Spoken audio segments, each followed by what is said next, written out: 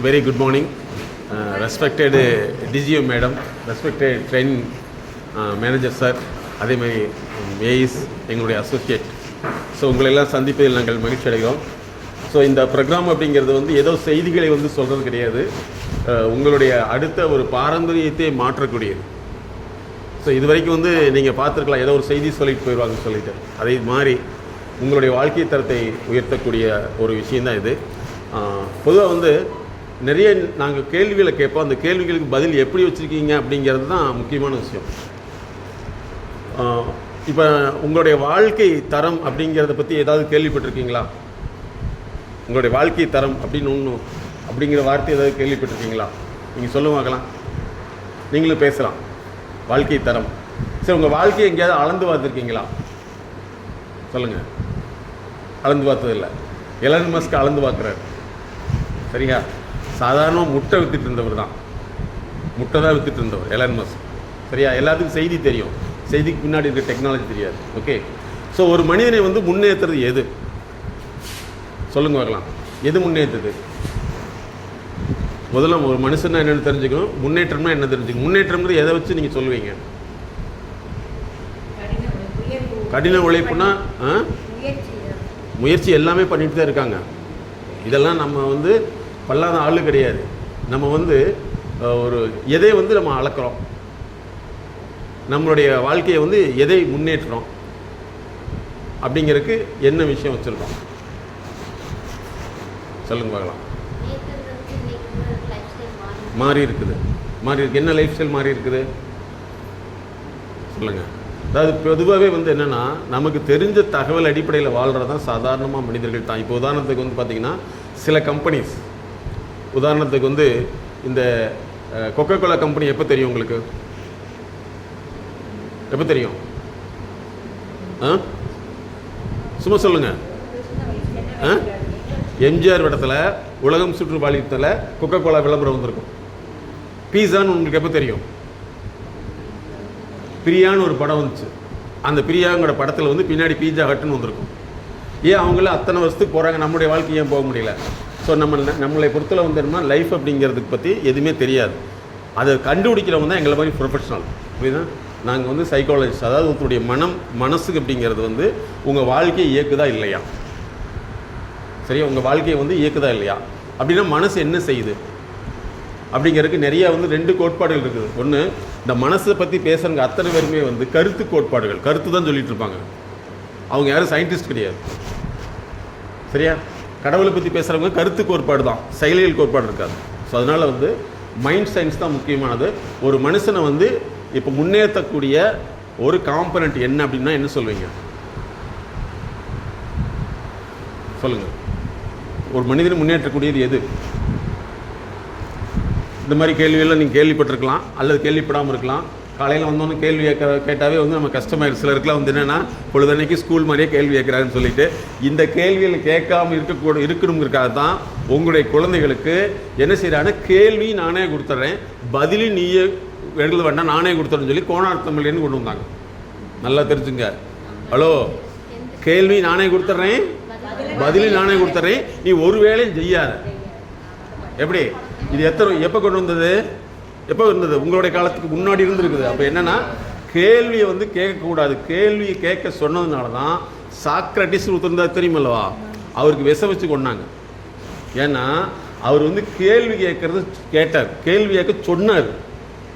என்ன பண்ணிட்டாங்க அங்கே இருக்க.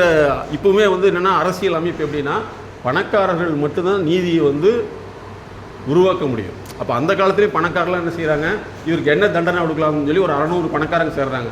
சேரையில் வந்து ஒரு 350க்கு மேலே ஒன்று என்ன செய்கிறாங்க, இவருக்கு விஷ வச்சு கொண்டுடலாங்கிறாங்க. சரியா? மீதி உள்ளவங்க என்ன செய்கிறாங்க, வேண்டாங்க, அவர் நல்லதாங்க செய்கிறாங்கன்னாங்க. ஆனால் விஷம் வச்சு கொள்றப்போ வந்து அந்த விஷம் கொடுக்குறவர் சொல்கிறாரு, எங்களுக்கு விஷம் கொடுத்தாச்சு, இப்படி நடந்துகிட்டே இருங்க, ஒரு காலெல்லாம் கீழே கொண்டு போயிடும், அப்போ கீழே படுத்துங்க, நீங்கள் அப்படி செத்து போயிடுவீங்கன்னு சொல்லிட்டு அவர் அழுகிறாரு. சரியா? இதில் என்ன பெரிய விஷயம்னா, இந்த 255 பேர் அறிவிக்குத்தானே சொன்னார்னு சொன்னவங்க ஒன்று, இந்த 350 பேருக்கு மேலே உள்ளது இவருக்கு ஒரு பொண்ணுன்னு சொன்னாங்கல்ல, அவங்க அத்தனை பேருமே சூசைட் பண்ணி செத்து போயிட்டாங்க. புரிஞ்சுங்க, இதுதான் உலகம். சூசைட் பண்ணி அவங்க செத்துருக்காங்க. அப்போ அறிவை வந்து உருவாக்குறது தான் முக்கியம். அந்த அறிவை எது உருவாக்குன்னா நல்லா தெரிஞ்சுங்க, உங்களுடைய மூளை கிடையாது, உங்களுடைய மைண்டு தான். புரிஞ்சுதா? நீங்கள் அறிவை உருவாக்குறதுக்கு ஏதாவது முயற்சி பண்ணியிருக்கீங்களா? யாருமே பண்ணியிருக்க மாட்டோம். அறிவு இருக்குன்னு எப்போ கண்டுபிடிச்சாங்க தெரியுமா உங்களுக்கு? ஹலோ, இந்த கேள்வியில் கேட்டு அறிவு இருக்குன்னு எப்போ கண்டுபிடிச்சாங்க? இப்போ நான் சொல்லக்கூடிய விஷயம் வந்து ஒரு 100 தலைமுறைக்கு உங்களுக்கு தெரியாது. ஏன்னா நாங்கள் பண்ணுறது எல்லாமே வந்து 360 கோடி 400 கோடி இல்லை எம்டிகளுக்கு கன்சல்டன்ட். அவங்க மட்டும்தான் எங்களை மாதிரி உள்ளவங்களை வந்து அப்ரோச் பண்ணிகிட்டே இருப்பாங்க. நாங்கள் ஒரு கம்பெனிக்கு பண்ணுறோம், அது 1800 அந்த கம்பெனி இருக்குது இந்தியாவில். எவ்வளவு? 1800 கம்பெனி இருக்குது. சரியா? அவங்களுடைய ஒரு அவுட்லெட்டோடைய ஒரு நாள் வருமானம் 1.5 கோடி. அந்த கம்பெனியோட எம்டியை அவரு எங்களுக்கு தேடி தான் கண்டுபிடிச்சார். அவ்வளோ வேர்ல்டு லெவலில் இருக்காங்க. அப்போ என்னென்னா சாதாரணமாக வந்து நமக்கு சொல்லக்கூடிய செய்திகள் எல்லாமே வந்து வாழ்ந்துட்டு சேர்த்துருப்போம். உங்கள் தாத்தாவுடைய பேர் உங்களுக்கு தெரியுமா? அவர் என்ன சாதிச்சிருக்காரு? ஏதாவது புக் இருக்குதா? அடுத்து உங்களுடைய லைஃபும் அப்படி தான். சரியா? அதனால தான் மேல்மட்ட மக்கள் சொல்லக்கூடியவங்க வந்து மேல்மட்ட மக்கள். நல்லா தெரிஞ்சுங்க, எது மேல்மட்டம் உள்ளவங்க பணத்தில் இல்லை, அவங்க மட்டும் விட்றாங்க. சரி, அறிவு இருக்குன்னு எப்போ தெரிஞ்சது தெரியுமா உங்களுக்கு? தெரியுமா? சரி, அறிவு இருக்குன்னு கண்டுபிடிச்சது ஆல்பர்ட் பினேட். அவர் 1905 தான் கண்டுபிடிக்கிறார் மனுஷனுக்கு அறிவு இருக்குன்னு. எப்போ? 1965. அவர் கண்டுபிடிச்சு சொல்கிறாரு அறிவை அளக்க முடியுங்கிறார். அறிவை நீங்கள் யாராவது அளந்திருக்கீங்களா? அறிவை யாராவது அளந்திருக்கீங்களா? இல்லவே இல்லை. சரி, உங்கள் குழந்தைகளுக்கு அளக்க சொல்லுவாங்களா? சொல்லவே மாட்டாங்க. கவலையே படாதீங்க. ஏன்னா இது மேலையோடு முடிஞ்சு போயிருக்கு, கீழேயே வரவே கூடாதுங்கிறது தான். ஏன்னா நேத்தினுடைய நண்பர் வந்து ஃபோன் பண்ணார், சார் இது வேறு ஒரு சிஸ்டத்தை உருவாக்குறதுலாம் அது ஒரு 20-30 லட்சம் செலவாகும், அதுக்காக நாங்கள் ட்ரை பண்ணிட்டு இருக்கோம்னு சொன்னோம். ஒரு மனிதனுடைய அறிவை அளக்க முடியும். சரியா? அந்த அறிவை வந்து 1905 தான் டிக்ளேர் பண்ணுறாங்க, அறிவை அளக்க முடியும்னு சொல்லி போட்டு. சரியா? ஓகே. உங்களுக்குலாம் என்ன அறிவு இருக்குதுன்னு நம்ம யாருமே டெஸ்ட் பண்ணவே இல்லை, நமக்கு தெரியவே தெரியாது. நமக்கு என்ன புஸ்தகத்தை கொடுத்து பரீட்சை எழுதுனா பாஸ் பண்ணால் அறிவு. கூலிக்காரனுக்கு எதுக்கு அறிவு? கரெக்டாக தப்பம்மா? கூலிக்காரனுக்கு எதுக்கு அறிவு? நிறைய பேர் படித்தா வேலை கிடைக்கும். வேலை கிடைக்கிற ஒருத்தருக்கு யார் இருக்கா? ஒருத்தர் கொடுத்துருப்பாங்கல்ல. ஸோ இதெல்லாமே வந்து உங்களோட சிந்தனைக்கான கேள்வி. சரியா? சரி, ஓகே. இப்போ நம்ம மனிதனை வந்து இயக்கக்கூடியது வந்து மூளை கிடையாது. மூளை வந்து எல்லாத்துக்கும் இருக்குதா இல்லையா? யாருக்கு இல்லை? இருக்குதா? இல்லை சந்தேகமாக இருக்கான்னு கேட்குறேன். இல்லை, நீங்கள் யோசிக்கிறது பார்த்தா அப்படியே மூளையா, ஆட்டு மூளையா மாட்டு மூளையா இருக்குது இல்லையா? எல்லாத்துக்கும் மூளை இருக்குதா இல்லையா? ஏன் எல்லா இடத்துலையும் முன்னேற முடியல அப்படின்னு ஒரு கேள்வி கேட்டால் ஒரு கரெக்டாக பதில் சொல்லுங்களே. சொல்லுங்களேன். நீங்கள் எல்லாமே கரெக்டாக ஒரு பதில் வச்சுருப்பீங்க. என்ன பதில் சொல்லுங்கள்? என்னம்மா? லக்கு. பாருங்கள் எப்படி தப்பாக சொல்லி கொடுத்துருவாங்க, லக்கு. இதே போய் டாக்டர்கிட்ட போய் அவர் பேஷண்ட் இருக்கிறப்ப வந்து டாக்டர் சொன்ன லக்கு இருந்தா லக்கு இல்லைன்னா பக்குன்னு போயிடுவேன்னு சொன்னால் என்ன ஒத்துக்குவீங்களா? எப்போவுமே வந்து நம்ம வந்து நமக்கு சாதகமான பதிலை மட்டுமே என்ன செஞ்சுருவோம், கரெக்டாக வச்சுருப்போம் இல்லையா? ஸோ லக்கு அப்படிங்கிறது ஓகே, பரவாயில்ல. அடுத்து வேறு ஏதாவது சொல்லுங்களேன். அடுத்து யோசிங்க. ஏன்னா நமக்கு யோசிக்கிறதே இல்லை. ஏன்னா நீங்கள் வந்தோடனே பார்த்தோன்னே வந்து ஹாய் ஓய் அவ்வளோதான். அதுக்கப்புறம் நமக்கு ஏதாவது பேசும் ஒரு நாங்கள் பெரிய பெரிய கம்பெனிஸ்லாம் போயில ஒரு எம்டி மீட் பண்ணாங்கன்னா அந்த எம்டி வந்து பக்கத்தில் தெரிஞ்சவங்ககிட்ட உட்காரவே மாட்டாங்க. நல்லா புரிஞ்சுக்கணும். இப்போ உங்களை நான் மாற்ற போகிறேன், இடத்துலலாம் மாற்ற போகிறேன். எல்லாம் தெரிஞ்சவங்களே உட்காந்துட்டு கடைசி வரைக்கும் உங்கள் குழந்தை வந்து அமெரிக்காவில் போய் படிக்க போகுது, இல்லை ஆப்பிரிக்காவில் படிக்க போகுது, அது நம்மளை தெரிஞ்ச கூட ஆள் தான் உட்காந்துருக்கும். ஸோ முதல்ல வந்து மாற்ற வேண்டியது தான். சரியா? ஓகே. இப்போ நான் ஃபஸ்ட்டு என்ன கேள்வி கேட்டேப்போ, நீங்கள் வந்து இனிமேல் குழந்தைய வந்து நல்லா படிக்கணும்னு சொல்லக்கூடாது. இப்போ நான் கேட்ட கேள்வி உங்களுக்கு தெரியலையே, மறந்து வச்சா? என்ன கேட்டோம்? அறிவு இருக்கான்னு கேட்டோம். சரி, அதுக்கு முன்னாடி என்ன கேட்டோம்? மூளை இருக்கான்னு கேட்டோம். மூளை இருக்கான்னு கேட்டோம் இல்லையா? மூளை வந்து எல்லாத்துக்கும் இருக்குது. மூளை வந்து உங்கள் உடம்பை மட்டும்தான் இயக்கும். புரியுதா உங்களுக்கு? டாக்டர்கிட்ட போய் ஒருத்தர் கை கால் வரலைன்னா என்ன சொல்கிறார் டாக்டர்? அவருக்கு அறிவு இல்லைன்னா சொல்கிறாரு. என்ன சொல்கிறாரு? மூளையில் சொல்லுங்கள். நீங்கள் சொல்கிறது தப்பு தான், அதனால் கிளியராக சொல்லலாம். என்ன சொல்கிறாரு? மூளையில் ஒரு கட்டி இருக்குதுன்னு பாரு. ஒரு மூளையில் ஒரு கட்டி இருந்துச்சுன்னா உடம்பு இயக்காது. சரியா? அப்போ வந்து மூளை வந்து உடம்பு மட்டும்தான் இயக்கும். உங்கள் வாழ்க்கைன்னு என்ன சொல்லுங்க பார்க்கலாம். ஐயோ வெரி குட், அருமையான டிரான்ஸ்லேஷன். வாழ்க்கைனா லைஃப்.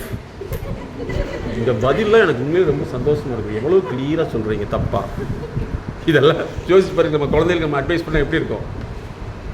ஹலோ, நம்மள மாதிரி ஒரு ஜெராக்ஸ் தான் வருவாங்க. வாழ்க்கைன்னு லைஃப் என்ன வாழ்க்கை. ஆகா வெரி குட். சரி, ஓகே, குட். நீங்கள் தெரிஞ்சுக்கணும். ஏன் அப்படின்னா இந்த ப்ரோக்ராமுங்கிறது வந்து உங்களை மாத்திரதே கிடையாது. நீங்கள் குழந்தைகளுக்குலாம் இப்படிலாம் ஒன்று இருக்குன்னு சொல்லி தயவுசெய்து நீங்கள் அட்வைஸ் மட்டும் பண்ணிடாதீங்க. நீங்கள் அட்வைஸ் பண்ணிங்கன்னா நீங்களே வந்து ஒரு சிலை செஞ்சு வச்சிடலாம். நான் தான் இதுப்பா நீங்கள் என்ன மாதிரி இதுன்னு சொல்லிட்டு அட்வைஸே பண்ணிடக்கூடாது. ஏன்னா அட்வைஸ் வேறு, ஆக்டிவேஷன் வேறு. சரி, ஓகே. அதாவது என்னன்னு சொன்னால் நம்மளுடைய ஒவ்வொருத்தருடைய திறன்களும் வளர்த்தப்படணும். புரியுதா? அப்போ வந்து நல்லா தெரிஞ்சுங்க, மூளைங்கிறது உடலை மட்டும்தான் இயக்கும். உங்கள் வாழ்க்கை இல்லை. வாழ்க்கைங்கிறது லைஃபுக்கும், அதாவது வந்து பர்த்துக்கும் டெத்துக்குள்ள கேப் பேர் தான் லைஃப். இந்த லைஃப்பில் நீ ஏழையாக மாறலாம், பணக்காரனாகவும் மாறலாம், இல்லையா? கரெக்டாக? படிச்சுட்டும் இருக்கலாம், படித்து போட்டு வேலைக்கும் போகலாம், படிச்சுட்டு தொழிலாளியாகவும் போகலாம். இப்போலாம் யாருமே வேலைக்கே போகிறதில்ல, விரும்புகிறதே கிடையாது. நல்லா புரிஞ்சுக்கங்க. ஏன்னா நாங்கள் அந்த மாதிரி கேசஸ் நிறைய பார்க்குறோம். யாருமே வேலைக்கே போக மாட்டேங்கிறான். வேலைக்கு போனால் என்ன கேட்குறான், எனக்கு ஃபேனுக்கு அடியில் அல்லது ஏசிக்கு அடியில் செல்ஃபோன் கொடுத்துடணும், சம்பளம் எவ்வளோ கொடுப்பீங்க, அப்படி தான் கேட்குறான். சரியா? ஓகே. அப்போ வந்து ஒருத்தருடைய லைஃபு வந்து பர்த் டு டெத் உள்ள கேப்பு. இந்த கேப்பில் வந்து நம்ம என்ன செய்கிறோம் அப்படிங்கிறத எது முடிவு பண்ணுதுன்னா உங்கள் மூளையில் உங்களுடைய மைண்ட் சிஸ்டம். மைண்ட்ஸுங்கிறது ஒரு சாஃப்ட்வேர். இந்த சாஃப்ட்வேர் வந்து உங்களுக்கு எப்படி சொல்லி கொடுத்துருக்காங்களோ அதன் அடிப்படையில் செயல்படும். அதை வந்து மாற்றுறதுக்கு யாருக்குமே தெரியாது. அப்படி மாற்றக்கூடியவங்க தான் ஸ்பெஷலைஸ்டாக வந்து தொழில் அதிபராக மாறுறாங்க. நல்லா புரிஞ்சுங்க, தொழிலாளி அல்ல, தொழிலதிபராக மாறுறாங்க. தொழிலதிபருடைய ஒரு சிந்தனையை நீங்கள் புரிஞ்சுக்கணும்னா 100 வருஷம் ஆகும். ஃபார் எக்ஸாம்பிள், நாங்கள் ஒரு கம்பெனிக்கு பண்ணுறோம். அவங்களுடைய ஒரு ஜுவல்லரி ஷாப்பில் வந்து அவங்க வச்சுருக்கிறது வந்து 100 கிலோ ஜுவல் வச்சுருக்காங்க. ஒரு இதில் 100 கிலோ. சரியா? அவர்கிட்ட ஒரு விளம்பர ஷூட்டிங் கொண்டு போய் நானும் அவங்களும் போகிறோம், எம்டி டிஜிஎம்மோட போகிறோம். போய் இப்படி காமிக்கிறாரு, இப்படி ஓப்பன் பண்ணணும், இதை மட்டும் மாற்றிருங்கிறார். அதை போடவே இல்லை. அப்போ எவ்வளோ தூரம் ஷார்ப்பாக வேலை செய்யுது. சரிங்களா? அப்போ வந்து உங்கள் லைஃப்பை வந்து மாற்றுறது வந்து என்னன்னு சொன்னால் உங்களுடைய மைண்ட் சிஸ்டம். உங்கள் மைண்டு வேலை செய்யுதா இல்லையான்னு எப்படி தெரிஞ்சுக்கலாம்? மூளை வேலை செய்யுன்னு தெரிஞ்சுட்டீங்க இல்லையா? எப்படி செய்யுது மூளை? எப்படி வேலை செய்யுது சொல்லுங்க பார்க்கலாம். மாற்றி நீங்கள் இப்படி சொல்லவே கூடாது. கரெக்டாக சொல்லணும். மூளை வேலை செஞ்சுன்னா என்ன அர்த்தம் எப்படி தெரியும்? கைகால் கரெக்டாக வேலை செய்தான்னு சொல்லணும். நீ ஒன்று சொன்னதெல்லாம் சொல்லி நான் இதைத்தான் சொல்லணும்னு சொல்லக்கூடாது. அப்படி சொன்னீங்கன்னா அதே குழந்தை அதே தவிப்பு யார் சொல்லுவா? உங்கள் குழந்தைங்க சொல்லும். நல்லா புரிஞ்சு தெளிவாக தெரிஞ்சால் சொல்லணும். இல்லைன்னா தெரியலிங்கிறத ஒத்துக்கணும். புரியுதா? நீங்கள் தெரியலிங்கிறத தெரியாமையே சொல்லல அந்த குழந்தைங்க என்ன ஆகும்? அதுதான் உருப்படி இல்லாமல் போயிட்டு இருக்குது. இதனால தான் நாங்கள் நிறைய பார்த்துட்ருக்கோம். நீங்கள் சாதாரணமாக எங்கிட்ட ஒரு குழந்தை கூப்பிட்டு இருந்தாவே நாங்கள் சின்ன சார்ஜில் பண்ணோம். ஒரு ஃபஸ்ட்டு அனலைஸ் 5000 3 மந்த்துக்கு 1.25 லட்சம் பண்ணுவோம். எல்கேஜியாக இருந்தாலும் சரி, என்ன படிப்பாக இருந்தாலும் சரி. சரியா? சரி. இப்போ வந்து ஒருத்தருடைய அந்த அதாவது வந்து மனசு வேலை செய்தா இல்லையா அப்படின்னு எப்படி தெரிஞ்சுக்கலாம்னா 4 வகையில். இப்போ உதாரணத்துக்கு நீங்கள் ஸ்கூலுக்குலாம் போயிருப்பீங்க. ஸ்கூல்லலாம் நீங்கள் நிறைய மார்க் வாங்கியிருப்பீங்க, அல்லது மார்க் வாங்காமல் இருப்பீங்க. மார்க் வாங்கலிங்கிற காரணம் என்னன்னு கேட்டால் என்ன சொல்லுவீங்க? ஏன் மார்க் வாங்கலின்னு கேட்டால் உங்கள் வீட்டில் கேட்டிருக்காங்களா? யாருமே கேட்டதே இல்லையா? கேட்டிருக்காங்களா? என்ன சொல்லுவீங்க? சரியா? Very good. டாக்டர் ஏன் பேஷண்ட் பிழைக்கல? சரியா ஆப்ரேஷன் பண்ணல. உங்கள் பதில் அப்படியே சொன்னால் ஒத்துக்குவீங்களா? வாங்க வாங்க. நீங்கள் சொல்லக்கூடிய பதிலை வந்து அப்படியே சொன்னால் ஒத்துக்குமா? இதே குழந்தை இந்த பதிலை வந்து உங்கள் குழந்தை சொன்னால் ஒத்துக்குவீங்களா? சொல்லுங்கள். அப்போ நீங்கள் என்னென்னா நமக்கு பதில் தெரியலையா இல்லை தெரிஞ்ச பதில் தான் பதில் நினச்சிட்டு இருக்குமா அப்படிங்கிற கேள்வி நீங்கள் தெரிஞ்சுக்கணும். ஓகே. ஃபஸ்ட்டு என்ன சொல்லுவீங்க? சரியாக படிக்கலீங்க. அடுத்து என்ன சொல்லுவீங்க? நான் படித்தது வரல, அதான் நான் ஆப்ரேஷன் பண்ணலான்னு இருந்தேன், அது எங்கேயும் மாறி பண்ணி போயிடுச்சு. எவ்வளோ பதில் நீங்கள் சொல்கிறீங்கன்னு பாருங்கள். அடுத்து படித்தது வரல. ஓகே. அடுத்தது படிச்சுட்டு போய் மறந்துருச்சு. ஆஹா, வெரி குட். அருமையான பதில். நீங்கள் இதெல்லாம் எல்லாம் எழுதி வச்சுக்கணும். உங்கள் குழந்தைங்க இந்த பதிலாம் சொன்னால் மைசன் நீ என்ன மாதிரியே சொல்கிற, ஐ லைக் வெரி மச், நீ என்னுடைய டிஎன்ஏங்கிற இதை தவிர எந்த விதமாக ஆராய்ச்சியும் தேவையில்லை அப்படின்னு சொல்லிடணும். ஓகே. அடுத்தது என்ன சொல்லுவீங்க? சொல்லுங்கள். நீங்கள் இல்லைங்க செல்ஃபோன்லாம் ஆஃப் பண்ணி வச்சுக்கலாம். நாங்கள் ஆஃப் பண்ணி வச்சுருக்கோம். ஆஃப் பண்ணி வைங்க. சொல்லுங்க வாங்கலாம். அடுத்து என்ன சொல்லுவீங்க? நீங்கள் கொஞ்சமாவது முதல்ல பேசுகிறீங்க, மற்றவங்களும் பேசவே மாட்டேங்கிறீங்க. சொல்லுங்கள். நடத்துனது வெரி நைஸ். அவங்க மார்க் போடல. நான் நல்லா ஆஸ்பத்திரிக்கு போனேன், அவங்க தான் தப்பாக பண்ணிட்டாங்க. எப்படி பதில் சொல்கிறீங்க பார்த்தீங்களா? உண்மையிலே இந்த பதிலெலாம் நாங்கள் எழுதி வைக்கணும். Okay, very good. புரியல இல்லையா? அடுத்தது வேறு ஏதாவது? சரி, ஓகே, பரவாயில்ல. இவ்வளவு கரெக்டாக பதில் சொல்லியிருக்கீங்க. கரெக்டாக தப்பாக அருமையாக பதில் சொல்லியிருக்கீங்க. உண்மையிலே கிரேட். இந்த பதில்கள்லாம் குழந்தைகளுக்கு சொல்லிக் கொடுத்தா எப்படி இருக்கும்? ஏன்னா பரிச்சு மார்க் வாங்கலை, அவங்க சரியாக நடத்துறது புரியல தானே. ஆமாம்யா, ஆமாம், இந்த வார்த்தை எனக்கே தெரியல, நீ தான் சொல்லி கொடுத்த மம்மி, வெரி குட் டம்மின்றியான் இல்லையா? நீ நல்லாத்தான் எழுதிருப்படா, டீச்சர் போட்டுருக்க மாட்டாங்கடா. ஆமாம் மம்மி, இந்த பதில் எனக்கு தெரியவே இல்லை, நீ சொல்லி எனக்கு தெரியுதுயா இல்லையா? பதில் யார் சொல்லி கொடுக்குறோம்? நம்ம மட்டும். அதனால தான் நாங்கள் சொல்ல, தயவு செய்து அது கொஞ்சம் நவனாச்சும் கொஞ்சம் டெவலப் ஆகிடுது. அதனால படிக்காத குடும்பத்தில் நிறைய பேர் நல்லா டெவலப் ஆகிருக்கு தெரியுங்களா? இந்த படித்த குடும்பத்தில் தான் உருப்படி இல்லாமல் போயிருக்கு. அதைப்படி இதைப்படி நான் எதையும் படிக்க மாட்டேங்கிறான், உருப்படி இல்லாமல் போயிருக்கான். சரி, ஓகே, நம்ம என்ன செய்யணும்? பொதுவாக வந்து ஆக்சுவலாக வந்து இதெல்லாம் தெரிஞ்ச வார்த்தை தான், நமக்கு தெரியாது, நம்ம ஏன்னா நமக்கு சொல்லித்தரவே இல்லை, நம்ம மனப்பாடம் ஆகலன்னு சொல்லுவோம் இல்லையா? அப்போ மனசு தான் வந்து பாடத்தை படிக்கிறது, மனசு தான் டெவலப் ஆகுது, மூளை கிடையாது. சரியா? அப்போ மனசில் வந்து டெவலப் ஆக முடியலைன்னு சொன்னால் ஃபஸ்ட்டு வந்து மனசு வந்து வேலை செய்யலைன்னா ஃபஸ்ட்டு எஜுகேஷனில் இம்ப்ரூவ்மெண்ட் இருக்காது. நல்லா தெரிஞ்சுக்க வேண்டிய விஷயம், மைண்ட் வேலை செய்யலைன்னா எஜுகேஷனில் இம்ப்ரூவ்மெண்ட் இருக்காது. அதனால தான் டியூஷன் போயிட்டுருக்கீங்க. சரியா? செகண்ட் வந்து பொருளாதாரத்தில் முன்னேற்றம் இருக்காது. புரியுதா? பொருளாதாரத்தில் முன்னேற்றம் இருக்காது. அதுக்கடுத்து சமூகத்தில் தனக்குன்னு ஒன்று அந்தஸ்து இருக்காது. நீங்கள் 4 பேர்த்த பழகி சாகிறப்ப 4 பேர்த்தோடு தான் செத்து போயிடும். அடுத்த புது ஆளுகளை தேட மாட்டோம், இல்லை நம்மளை தேடி வரமாட்டாங்க. இதுக்கெல்லாம் போய் பேச முடியுமா அப்படின்வாங்க. இது என்னது? மூணாவது சரியா? அதுக்கடுத்து ஹெல்த், உளவியல் ஆரோக்கியம். இப்போ அமீர் கான் ஒரு நடிகர் தெரியுமா? எந்த இருக்காரு? மும்பைக்கார். வெரி குட், கரெக்டாக சொல்லிட்டீங்க. அவர் வந்து லாஸ்ட் வீக் என்ன செஞ்சுருக்காரு? அவரும் மகளும் போய் ஃபேமிலி தெரப்பி, குடும்பவியல் சிகிச்சை எடுத்திருக்காரு. நல்லா புரிஞ்சுங்க. ஏன் அப்படின்னா, பணக்காரன் ஏன் டெவலப் ஆகிறான்னா, அவனுக்கு ஒரு பிரச்சனைன்னு தெரிந்தால் எக்ஸ்பர்ட்டை கன்சல்டேஷன் பண்ணிக்குவோம், அவன் அடுத்தவங்க அட்வைஸே கேட்க மாட்டான். இப்போ என்ன பண்ணியிருக்காரு? எனக்கும் என் மகளுக்கு வந்து ஒரு நல்ல வளர்ச்சி வேணும்னு சொல்லி ஃபேமிலி தெரப்பி எடுத்துருக்கிறத பிபிசியில் அனௌன்ஸ் பண்ணுறாரு அவர். புரிஞ்சுங்க. அதே மாதிரி இன்னும் நல்லா தெரிஞ்சுங்க. அதாவது வந்து உங்களுக்கு தெரியும், டயானான்னு ஒரு லேடி தெரியுமா? யார் அது? பக்கத்து வீட்டு அக்கா தானே டயானா. யார்? அரசி. Very good, super. எந்த அரசி? எலிசபெத்துக்கு தங்கச்சியா? சரி, ஓகே. அந்த அம்மா வந்து இறக்குறப்ப வந்து தன்னுடைய பையனுக்கு 12 வயசு. அவர் வந்து சொல்கிறாரு, நான் வந்து கிட்டத்தட்ட 20 வருஷங்கள் வந்து ப்ராப்பரான கன்சல்டேஷன் இருந்தேன் அப்படின்னு சொல்கிறாரு. அவள் தான் மிஸ்டர் மைக்கேல் ஹாரி அப்படிங்கிறவர். புரியுதா? அப்போ எவ்வளோ தூரம் வந்து மேல் மட்டங்களில் அறிவை தேடுது, நம்ம என்ன செய்கிறோம்? அறிவை தேடாமல் இருக்கோம். ஓகேங்களா? நல்லா ஞாபகத்தில் வச்சுங்க.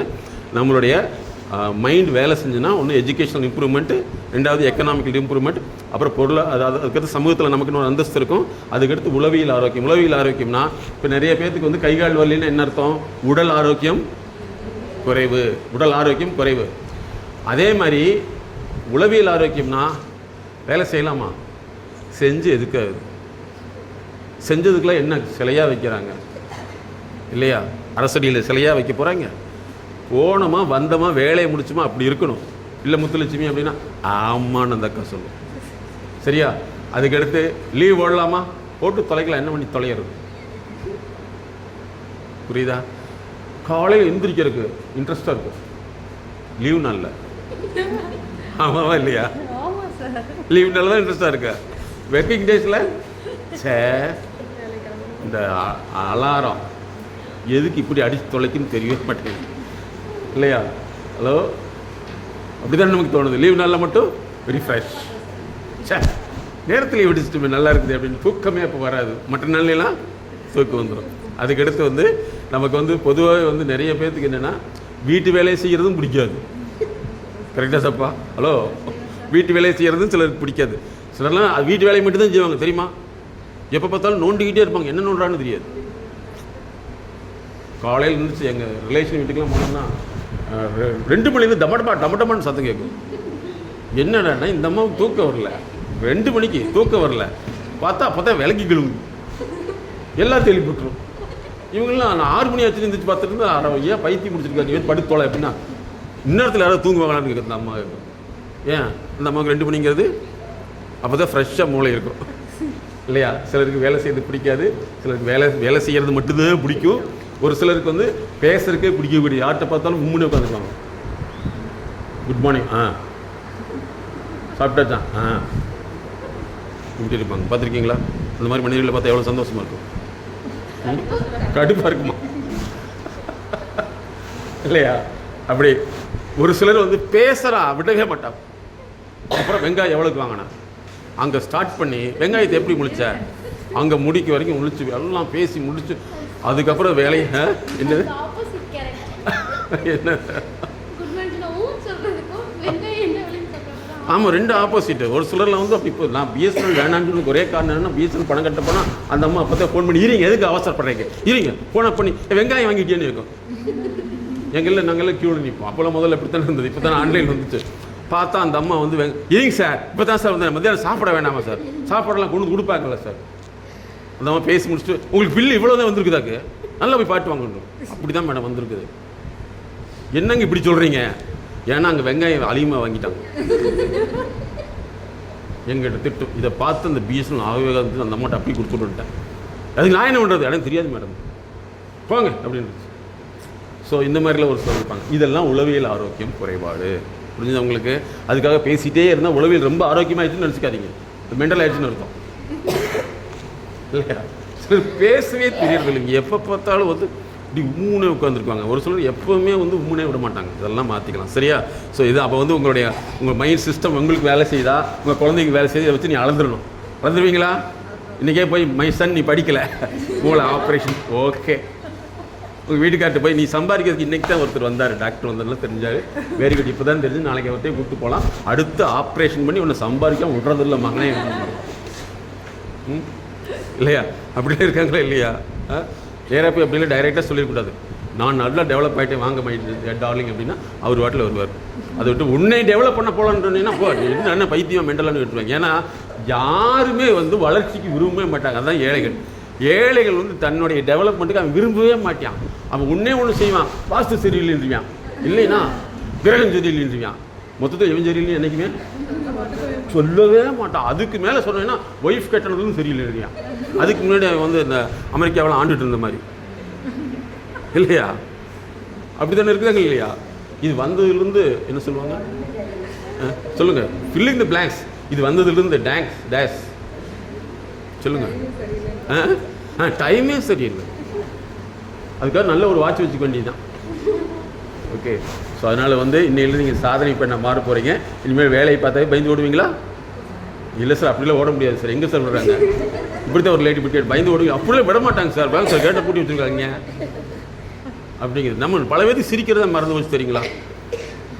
அது செல்ஃபோனை பார்த்துட்டு அப்படியே முறைச்சி பார்த்துட்டு யாரை பார்த்தாலும் செல்ஃபோன் பார்க்குற மாதிரி இருக்குது. அப்படி இருக்காங்க. ஸோ இன்னிலேருந்து நீங்கள் ஒரு சாதனை பண்ண மாறி இருக்கீங்க, மாற போகிறீங்க. ஓகேவா? உங்கள் நோட் எடுத்துங்க பார்க்கலாம். மறுபடியும் எழுத்து வேலையா அப்படி சொல்லக்கூடாது. இந்த ப்ரோக்ராம் பேர் எம்எஸ்கே ப்ரோக்ராம். எம்எஸ்கே ப்ரோக்ராம் எங்களுடைய ஆர்கனைசேஷன் நாங்கள் உங்களுக்கு கொடுக்குறது என்னென்னா, எப்போவோ பார்த்துருப்பாங்க, எப்போயாவது எங்களை காண்டாக்ட் பண்ணுவாங்க. நிறைய பேர்த்துக்கு வந்து அது சிக்கல் வரையில் தான் தெரியும். ஆமலில் அன்னைக்கு ஒரு சார் வந்தார், ஒரு மேடம் வந்தார், பேசுனா என்ன அப்படின்னு கூப்பிட்டு என்கிட்ட போகுது. சார் என்ன ஞாபகம் இருக்கான்னு கேட்பாங்க.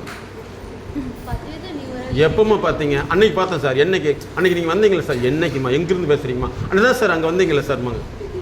இதுலேயே அரை மணி நேரம் ஓடி போயிடுறாரு. சைடில் வந்து அது ஒரு டிபார்ட்மெண்ட் சார். என்ன டிபார்ட்மெண்ட்? போலீஸ் டிபார்ட்மெண்ட்டா? இல்லை சார் அங்கேயே இல்லை சார். இப்படியும் பேசுகிறவங்க இருக்காங்க. நீங்கள் என்ன படிச்சிருக்கீங்க? எம்பிஏம்பாங்க. எப்போ யோசிச்சு பாருங்கள். ஓகே. எம்எஸ்கே ப்ரோக்ராம் எங்களுடைய ஆர்கனைசேஷன் பேர் MSK life clinic foundation. MSK life clinic foundation. MSK life clinic foundation. எங்களுடைய அஃபிஷியல் யூடியூப் சேனல் வந்து MSK life TV. Official YouTube channel MSK life டிவின்னு இருக்கும். YouTube channel MSK life TV. எங்களுடைய cell number வந்து 93 600 53 930. 93 600 53 930. Madam வந்து psychologist Priya madam. அவங்க number note பண்ணிங்க. அவங்க பெண்களுக்கான நிறைய விஷயங்கள் பண்ணிகிட்ருக்காங்க. மேடத்துடைய பேர் வந்து பிரியா மேடம். 93 602 53 930. ரெண்டு நம்பருக்கு என்ன வித்தியாசம் சொல்லுங்க பார்க்கலாம். Very good. உங்களுக்கு ஞாபகம் சுற்றி அருமையாகவே இருக்குது. உங்களே கிரேட், சூப்பர். Okay good. சரி, இப்போ நம்ம 93 602 53 930. மேடத்தை பற்றி நீங்கள் தெரிஞ்சுக்கணும். உலகத்தில் உள்ள எல்லா பெண்களுமே வந்து எப்போ வேணாலும் உங்கள் ஃபஸ்ட் எய்ட் எடுத்துக்கலாம். அதுக்கு வந்து ஜஸ்ட் கால்னு வச்சுருக்காங்க. அந்த நம்பர் வந்து ஜஸ்ட் கால். உலகத்தில் எந்த மூலையில் பெண் குழந்தைகள் வந்து முதலுதவி ஃபஸ்ட்டு எடுத்துக்கலாம், அதுக்கப்புறம் ட்ரீட்மெண்ட் தேவைப்பட்டு அது தனியாக சார்ஜ் பண்ணுவாங்க. சரியா? ஓகே. இப்போ நம்ம வந்து மனுஷனுடைய லைஃப்பை எப்படி பார்த்துருக்கோம்னா 4 இருக்கணும். எதுன்னு இருக்கணும் சொல்லுங்க பார்க்கலாம். நல்லா மறந்துட்டீங்கன்னு தெரியுது. ஒன்று என்ன இருக்கணும்? Very good, super, good. டே நல்லா படுறா, மனசில் பதிவு வச்சுக்கடா அப்படின்னு நம்ம சொல்லவே கூடாது. My son same problem, don't worry, you're my son, you're my டாட்டர்னு சொல்லிடணும். ஓகே. ஃபஸ்ட்டு வந்து எஜுகேஷ்னல், சரியா? செகண்ட் வந்து எக்கனாமி, பொருளாதாரம். 3வது சமூகத்தில் தனி அந்தஸ்து. அதுக்கடுத்து வந்து உளவியல் ஆரோக்கியம். உளவியல் ஆரோக்கியங்கிறது வந்து பைத்தியத்துக்கு அல்ல, பைத்தியத்துக்கு வைத்தியம் தான். அதுக்கு இதுக்கு சம்மந்தமே நல்லா இருக்குன்னு டெவலப் ஆகிறதான். சரியா? ஓகே. நீங்கள் அந்த பாருமா, ஒரு ஹியூமனுடைய லைஃப் வந்து ஒன்று educational, economy, social studies, psychological. சரியா? இந்த 4ல் நல்லா தெரிஞ்சுக்கணும். இந்த 4ல் ஒரு பிரச்சனை ஏற்பட்டுருச்சு, 4ல் உங்களுக்கா அல்லது உங்கள் குடும்பத்தில் உள்ளவங்களுக்கோ 4ல் ஒரு பிரச்சனை ஏற்பட்டுச்சு அப்படின்னு சொன்னால் அது வந்து உங்களுக்கு என்னவா மாறும் சொன்னால் ஸ்ட்ரெஸ்ன்னு சொல்கிறோம். என்னது? இனிமேல் ஸ்ட்ரெஸ்ஸுங்கிறத நாங்கள் சொல்லி அளந்து தான் சொல்லணுமே தவிர நீங்களாக சொல்லக்கூடாது. டாக்டர் போய் காய்ச்சல் இருக்குது டாக்டர்னு அவர் என்ன சொல்லுவார்? நான் டாக்டர், நீ டாக்டரா? பேப்பரை கேட்க மாட்டா. எது எடுத்தாலும் ஸ்ட்ரெஸ்ஸு. யாராவது அளந்து பார்த்துருக்கீங்களா? ஸ்ட்ரெஸ் டெஸ்ட் இருக்குது, அதில் அளந்து பார்த்தா நாங்கள் சொல்லுவோம். சரியா? ஸ்ட்ரெஸ் அப்படி வந்துருச்சுன்னா என்ன? இந்த 4ல் வந்து குறைபாடு யாருக்கு? உங்களுக்கோ உங்கள் சார்ந்தவங்களுக்கோ. படிப்பு வரல, நீங்கள் சந்தோஷமாக இருப்பீங்களா? மை சன் படிக்கல, my son I am very happy அப்படிங்களா? வீட்டுக்கார சம்பளத்துக்கு வந்து கொடுக்கவே மாட்டேங்கிறார். ஹாஹா, இப்படி ஒரு கணவன் கிடைத்ததுக்கு நான் கொடுத்து வைத்திருக்க வேண்டும் சொல்லுவீங்களா? சொல்லுங்கள். மாமியார் வீட்டுக்கோ அல்லது அம்மா வீட்டுக்கு போனால் கேவலப்படுத்துகிறாங்க, உனக்கு அறிவே இல்லைன்னு சொல்கிறாங்க, நீங்கள் சந்தோஷப்படுவீங்களா? அதுக்கடுத்து என்ன செய்யறது? நானும் எந்திரிக்கலாம்னு நினைக்கிறேன், ஆனால் கரெக்டாக 7 காலத்தை எந்திரிக்கிறேன், சந்தோஷப்படுவீங்களா? இந்த 4ல் வந்து குறைபாடு ஏற்படுச்சுன்னா அதுக்கு பேர் ஸ்ட்ரெஸ் வந்துருச்சுன்னா என்ன ஆகும்னா உங்களுக்கு வந்து எதுலேயுமே வந்து ஒன்றா யோசிச்சுக்கிட்டே இருப்பீங்க, இல்லைன்னா யோசனையே இல்லாமல் நேராக போய் டேபிள் மேலே இடிச்சிருவீங்க. பார்த்துருக்கீங்களா? இதுதான் ஸ்ட்ரெஸ். இந்த 4ல் குறைபாடு வந்தால் தான் ஸ்ட்ரெஸ். சரியா? இதை அப்படியே விட்டுட்டிங்கன்னா டிஸார்டர். என்னது டிஸார்டர்? எப்படின்னா என்னென்னா, சாப்பிட்லாமா, சாப்பிட்டு எதுக்காகுது, மதியானம் சாப்பிட்றது 4 மணிக்கு சாப்பிட்றது, நைட்டு சாப்பிட்றத 7 மணிக்கு சாப்பிட்றது, இது ஒரு டிஸார்டர். இன்னொன்று வந்து வந்தோடனே சாப்பிட்றது, மத்தியானம் சாப்பாட்டை 10 மணிக்கே சாப்பிட்றது, இப்படி ஒன்று இருப்பாங்க. அதுக்கடுத்து வந்து எல்லாத்துலேயும் மாறி மாறி இருக்கும். வேலை செய்யணுமா, அதை அப்படியே வந்து ஒன்றா அவசரமாக செஞ்சு உருப்படிகளாம் பண்ணிடுவாங்க, இல்லைன்னா மெதுவாக செய்கிறேன்னு சொல்லிட்டு 3 நாளைக்கு இழுத்துருவாங்க. இல்லையா? மாறி மாறி இருக்கும். ஓகே. சிலருக்கு வந்து குளிக்கிறதே பிடிக்காது. இப்போ நாங்கள் அந்த மாதிரி கேஸஸ் நிறைய பேர் பார்க்குறோம். நீங்களே வெக்கப்படாதீங்க, வேதனைப்படாதீங்க. படித்த பிள்ளைன்னு சொல்கிறது குளிக்கிறதே பிடிக்கலன்னு சொல்கிறாங்க. அதெல்லாம் மேடம் பின்னாடி டீல் பண்ணுவாங்க. அந்த மாதிரி நிறைய கேசஸ் இருக்குது. படித்த பிள்ளைங்க எல்லாம் கோல்டு மெடல் வாங்கியிருக்கு. I don't like madam, why, எனக்கு இந்த பாத் பண்ணாவே சம்வாட் அன்னீஸ், என்ன பண்ணுறது, இப்படிலாம் இருக்குது. இதெல்லாம் வந்து டிஸார்டர். ஓகேவா?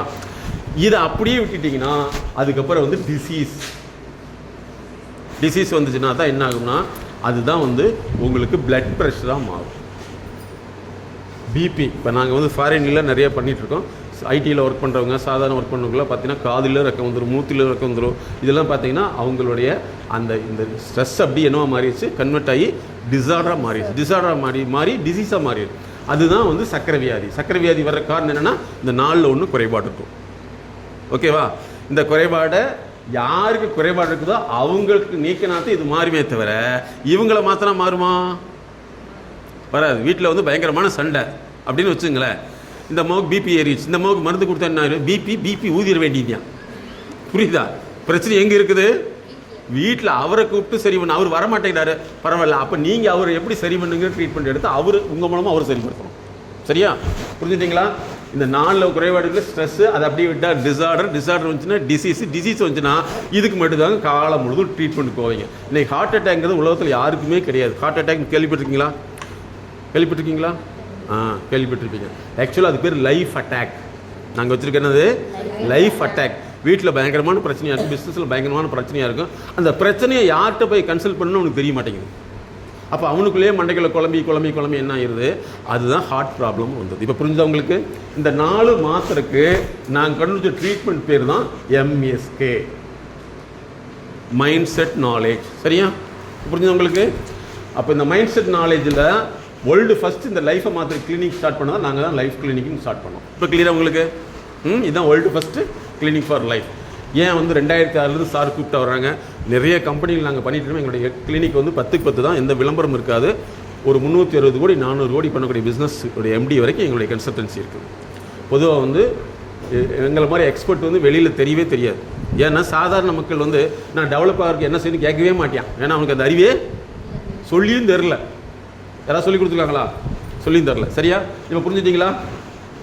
இந்த நாளில் வந்து வரக்கூடிய பிரச்சனை ஸ்ட்ரெஸ்ஸாக மாறும். ஸ்ட்ரெஸ் வந்துச்சுன்னா அதை அப்படியே விட்டுட்டிங்கன்னா டிசார்டர் மாறிடும். டிசார்டரை விட்டுட்டிங்கன்னா டிசீஸாக மாறிடும். டிசீஸ் வந்துச்சுன்னா அதுதான் நோய். ஹார்ட் அட்டாக் வந்துடும், டயபெட்டிக் வந்துடும். சிலருக்கு தலைவலி, தீராத தலைவலி பார்த்துருப்பீங்க. எல்லா மருந்தும் சாப்பிட்ருப்பாங்க, மருந்து மட்டும் தீர்ந்துருக்கும், தலைவலி தீரவே தீராது.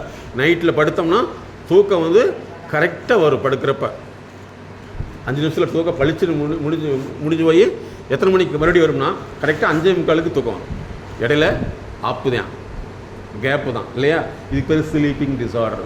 ஸ்லீப்பிங் டிஸார்டர் வேறு, ஸ்லீப்பிங் டிஸ்டர்பன்ஸ் வேறு, ஸ்லீப்பிங் அதாவது டீப்ரைவேஷன் வேறு. சரியா? அப்போ இதெல்லாமே வந்து வரக்கூடியதுனால தான் இதில் 4 வந்து குறைபாடு தான் வரக்கூடியது. இப்போ கிளியராக உங்களுக்கு? சரியா? ஸோ இனிமேல் உங்கள் லைஃப்பில் வந்து எது பிரச்சனையாக இருக்குதோ, கையில் பிரச்சனைனா எக்ஸ்பர்ட்டை கன்சல்ட் பண்ணிடணும். அந்த மாதிரி பண்ணலினா அதுதான் டிசீஸாக மாறிட்டு இருக்குது. அதனால் நீங்கள் ஒர்க்கிங் பண்ணக்கூடிய பெண்கள் வந்து பல சூழ்நிலைகள் வந்து வந்திருப்பீங்க. உங்கள் வீட்டில் ஒரு எதிர்பார்ப்பு இருக்கும் இல்லையா? உங்கள் வீட்டில் வந்து சிலர்லாம் பார்த்திங்கன்னா நாங்கள் இன்றைக்கும் பார்க்குறோம், அம்மா வந்து பிள்ளையை வந்து அடிமையாகப்படுத்தக்கூடிய அம்மாவும் பார்க்குறோம். அம்மா வந்து அடிமைப்படுத்தக்கூடிய பொண்ணாகவும் பார்க்குறோம். ஒரு சிலர் வந்து நேராக ஆப்போசிட்டாக வந்து மாமியா வந்து அம்மா மாதிரி பார்த்துக்கிற மாமியாவும் பார்க்குறோம். நேராக வந்து இந்த அம்மாவுடைய ஜெராக்ஸ் மாதிரி அடிமைப்படுத்தக்கூடிய மாமியாவும் பார்க்குறோம். அப்போ இந்த பெண்கள் வந்து பல வகையில் வந்து பாதிக்கப்படுறாங்க இல்லையா? கரெக்டாக தப்பா? கரெக்டாக தப்பா? இல்லை கரெக்டாக தப்பான்னுட்டேன். சரி, ஓகே இல்லையா? அந்த மாதிரி பாதிக்கப்பட்டிருப்பாங்க. உங்களுடைய உடல் சூழ்நிலையை பொறுத்தளவு வந்து நிறைய பேருக்கு தெரியாது. ஆண்களுக்கும் தெரியாது, பெண்களுக்கும் தெரியாது இல்லையா? உண்மையாக ஆண்களுக்கும் தெரியாது, பெண்களுக்கும் தெரியாது. நீங்கள் ஒத்துக்கிறீங்களா? ஒத்துக்கிறீங்களா? இது அறிவு. உங்கள் உடம்புல உள்ள பிரச்சனை ஒரு பெண்ணுக்கு இவ்வளோதான் ஒரு பிரச்சனைன்னு சொல்லி இன்னொரு பெண் புரிஞ்சுக்குதா அப்படிங்கிறத நான் கேட்குற கேள்வி. சொல்லுங்கள். யாருமே புரிஞ்சுக்கிறது இல்லைங்கிறது பல மருமகள்கிட்ட நாங்கள் கண்டுபிடிப்போம். என்ன சொல்கிறாங்க? நாங்கள்லாம் அந்த காலத்தில் 15 உள்ளே பெற்று போட்டு வேலை செஞ்சுட்டு இருந்தோம், இது ஒரு உள்ளே பெற்றுக்கிட்டே வேலை செய்ய மாட்டேங்குது சொல்கிறாங்களா இல்லையா? அப்போ ஒரு பெண் இன்னொரு பெண்ணு புரிஞ்சுட்டாங்களா? அப்புறம் எப்படி ஆண் புரிஞ்சுக்குவியான்? அப்புறம் மொத்தமான பள்ளியா? முதல்ல வந்து நீங்கள் புரிஞ்சுக்க வேண்டியது வந்து உங்கள் கூட இருக்கவங்க புரிஞ்சுக்கிட்டாங்களா? அவங்களுக்கே புரிய முடியாத விஷயத்த யாருமேன்னு சொல்லிடக்கூடாது. புரியுதா உங்களுக்கு? நான் ஜென்ரலைஸ்டு வேர்டு தப்பு. உங்களோட இருக்குன்னா உங்கள் அம்மா வந்து உன்னுடைய உடல் அமைப்பு, உடல் செயலமைப்பு புரிஞ்சுருக்கணும் இல்லையா? அதை புரிஞ்சால் தான் அடுத்தவங்க புரிஞ்சுக்கணும். அவங்களுக்கே புரியலன்னு வச்சுக்க, நீ வேலை செய்யறதுக்கே தூங்கிட்டு இருக்க, தூங்குறதுக்கு என்ன வேலை செய்யாமல் இருக்க அப்படின்னு சொன்னால் என்ன அர்த்தம் இல்லையா? ஸோ இதை நீங்கள் புரிஞ்சுக்கணும். ஓகே. ஸோ இனிமேல் வந்து உங்களுடைய எங்கே போய் நம்ம உள்ள சிக்கியிருக்கோம் அப்படிங்கிறத முக்கியமான விஷயம். உங்கள் ஒரு கோடு போட்டு இந்த இடத்துல பிஃபோர் எம்எஸ்கேன்னு ஓடுங்க. பிஃபோர் எம்எஸ்கேனா இந்த ப்ரோக்ராமுக்கு முன்னாடி வரைக்கும், அதுவும் ஆஃப்டர் எம்எஸ்கே. இப்போ வந்து எதுலாம் நீங்கள் லைஃப்பில் வந்து சிக்கியிருக்கீங்க பிஃபோர் எம்எஸ்கேல, எதெல்லாம் உங்களுக்கு வந்து உங்களுக்கு வேதனையாகவும் கஷ்டமாகவும் என்னென்னலாம் கஷ்டமாக இருந்துன்னு ஒரு லிஸ்ட்டை போடுங்க பார்க்கலாம். பக்கத்தில் பார்த்து எழுதிடக்கூடாது. மெயின் கண்டிஷன் அதுதான். எதெல்லாம் சிக்கியிருக்கீங்க. ஒன்றுமே சிக்கலையும் நம்ம வாழவே இல்லைன்னு அர்த்தம். லிஸ்ட் போடுங்க. உங்களால் எத்தனை பாயிண்ட் எழுத முடியும்னு பாருங்கள். உங்கள் லைஃப்பை பற்றி இங்கே பாருங்கள். உங்கள் லைஃப்பை பற்றி எவ்வளோ பாயிண்ட் இது வரைக்கும் எழுத முடியும்னு பாருங்கள். நம்ம வாழ்க்கையை பற்றி நம்மளே தெரியலைன்னா யோசிச்சு பாருங்கள், நம்ம என்னத்தை சாதிக்க போகிறோம் இல்லையா? நீங்கள் பஸ்ஸில் பாருங்க, நிறைய பேர் வந்து பஸ்ஸில் தனியாக ஒரு ஜென்ஸோ ஒரு லேடிஸோ உட்காந்துருப்பாங்க. 2 பேருக்கு ஹஸ்பண்ட் ஒய்ஃப் வருவாங்க. அந்த தனியாக உட்காந்துருக்கிற பார்த்து நீங்கள் அங்கிட்டு போய் உட்காருங்கம்பாங்க. இதுக்கெல்லாம் ஜென்மத்துக்கு கார் வாங்குறீங்களா? வாங்கவே வாங்காது. அடுத்தவனை டிஸ்டர்ப் பண்ணி வாழ்கிறது நிறைய பேருக்கு இந்த பழக்கம் இருந்துச்சுன்னா நீங்கள் நல்லா புரிஞ்சு ஜென்மத்துக்கு அவங்க வாழ்க்கையில் வளர்ச்சியே இருக்காது. பணக்கார யாருன்னா பஸ்ஸில் ஏறி இப்படி பார்ப்பான், சீட் இருந்தால் மட்டும் ஏறுவான், இல்லை இறங்கி ஓடிடும், அடுத்த சீட்டுக்கு போயிடும். ஆனால் சாமானிய மக்கள் வந்து அடுத்தவங்களை டிஸ்டர்ப் பண்ணியே வாழ்கிறது திறமைன்னு நினச்சிக்கிறாங்க. ஆனால் அவங்களுக்கு பெறக்கூடியது வந்து அப்துல் கலாம் வரைக்கும் போகுது.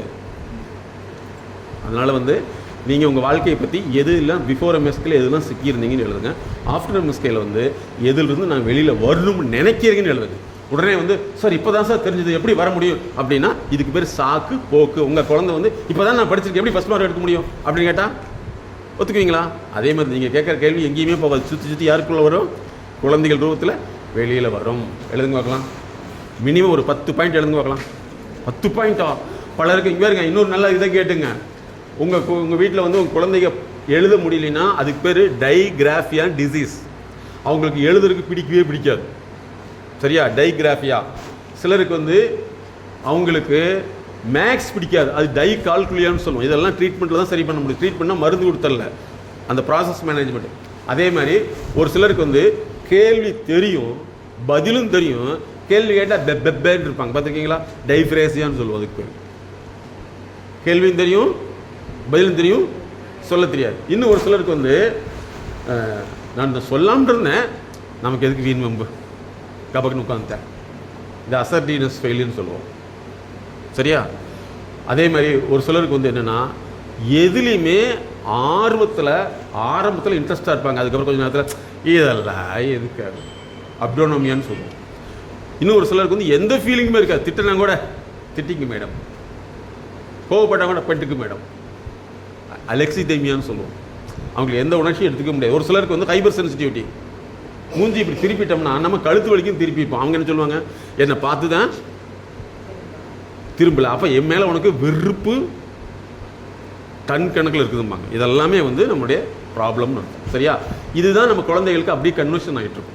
நம்ம சொல்லிக் கொடுத்துருப்போம், சொல்லிக் கொடுக்க மாட்டோம், நம்மளை பார்த்து என்ன செஞ்சுக்கும், அது ட்ரைனிங்கு டெவலப்மெண்ட் ஆகிக்கும். ஓகே, எழுதுங்க பார்க்கலாம். 10 பாயிண்ட்டு. அதனால் எழுத முடியலன்னு நல்லா புரிஞ்சுக்கணும். இந்த எழுது பிரச்சனை யாருக்கு இருக்கும்? நமக்கு மட்டும் அல்ல, அடுத்த விஷயத்துக்கு இருக்கும். பல பேர் காலேஜில் பார்த்தீங்கன்னா பரீட்சை எழுதுறதுக்கே கஷ்டப்படுறான் இல்லையா? ஆனால் சம்பளம் மட்டும் எவ்வளோ கேட்குறான்? 2.25 லட்சத்துக்கு 10 ரூபா வேணால் கம்மியாக கொடுங்குறான். உங்களே நீங்கள் மெஷர் பண்ணி பாருங்கள், எத்தனை நம்ம வாழ்க்கை இத்தனை வருஷம், ஒரு 35 வயசு ஆவரேஜாக நீ வச்சுங்களேன். ஆவரேஜாக 35 வருஷம் வாழ்ந்துருக்கோம். நம்மளுடைய தடைகளை தெரியலினா நம்ம எப்படி வந்து நம்ம இருப்போம்? ஒரு எக்ஸாம்பிள் சொல்கிறோம். ஒரு சயின்டிஸ்ட்டுக்கு நாங்கள் ஒரு கன்சல்டிங் பண்ணுறோம். அவங்க ஃபேமிலியே வந்து கார்ப்பரேட் டாக்டர்ஸ், எல்லாமே டாக்டர்ஸ் தான் எங்களுடைய கன்சல்டேஷனுக்கு வர்றாங்க.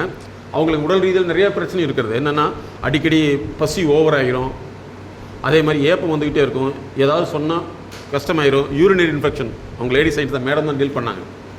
அவங்களுக்கு கிட்டத்தட்ட 3 இயர்ஸ் நாங்கள் கன்சல்டிங் ட்ரீட்மெண்ட் கொடுத்தோம். எங்கெல்லாம் ஃபாரின் இருந்து, ஃபோனில் இல்லை, ஆன்லைனில் தான். அவங்களுடைய ப்ராப்ளத்தை மட்டும் நாங்கள் எழுத சொன்னோம். லாங் சைஸ் நோட் இருக்குல்லவா, அதில் வந்து அவங்க எழுதுறது 1800 பேஜ். அதுதான் சயின்டிஸ்ட். அதனால தான் இன்றைக்கி மிகப்பெரிய சயின்டிஸ்ட் தன்னுடைய பிரச்சனையை வந்து எனக்கு இதெல்லாம் தீர்வு வேணும்னு எழுதுறது. இது மொத்தமாக எழுதலை, 2 நாளைக்கு ஒரு பேஜ், 3 நாள் இப்படி எழுதி 3 இயர்ஸ் அவங்களுக்கு எழுதுறது வந்து 1800 பேஜஸ். யோசிச்சு பாருங்கள். அதனால தான் இன்றைக்கி நம்பர் 1 சயின்டிஸ்ட்டாக இருக்காங்க. நம்மளால் ஒரு 10 பாயிண்ட் எழுத சொன்னாவே பாயிண்டா அப்படின்னு யோசிச்சுட்ருக்கோம். இப்போ நாங்கள் உங்களுக்கு டிஸ்கிரைப் பண்ணுறதை வச்சு நிச்சயமாக உங்கள் குழந்தைகிட்ட இந்த என்ன ப்ராப்ளம் இருக்குன்னு உங்களால் கண்டுபிடிக்க முடியுதான்னு நீங்கள் தெரிஞ்சுக்கணும். அது குழந்தையாக இருக்கலாம், ஹஸ்பண்டாக இருக்கலாம், உறவினர்களாக இருக்கலாம். சரியா? நிறைய பேருக்கு வந்து கற்பனை அதிகமாக இருக்கும். நான் வந்து IAS ஆகணும், IPS ஆகணும், இப்படி யோசிப்பாங்களே தவிர அவங்க அதுக்கு உண்டான எந்த செயலும் செய்ய மாட்டாங்க. சரி, இப்போ நீங்கள் இன்றைக்கி தான் ஃபஸ்ட் நாள் வந்துருப்பீங்க. உங்களை இன்ட்ரொடக்ஷன் பண்ணிக்கிங்க பார்க்கலாம்.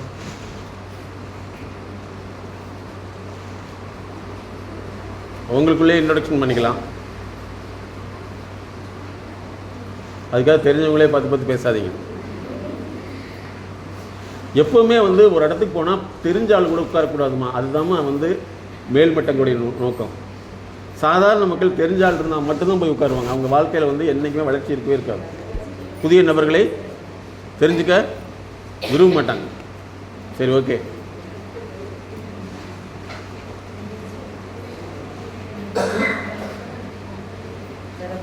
சரி, okay, good.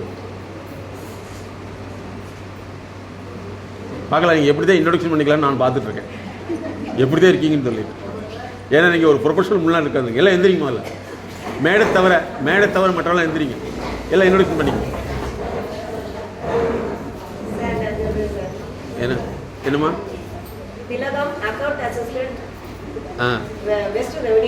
Very good, super. இப்போ நீங்கள் எங்கிட்ட இன்ட்ரடியூஸ் பண்ணிட்டீங்க, எல்லாத்துக்கும் இன்ட்ரடியூஸ் பண்ணிக்கிங்க.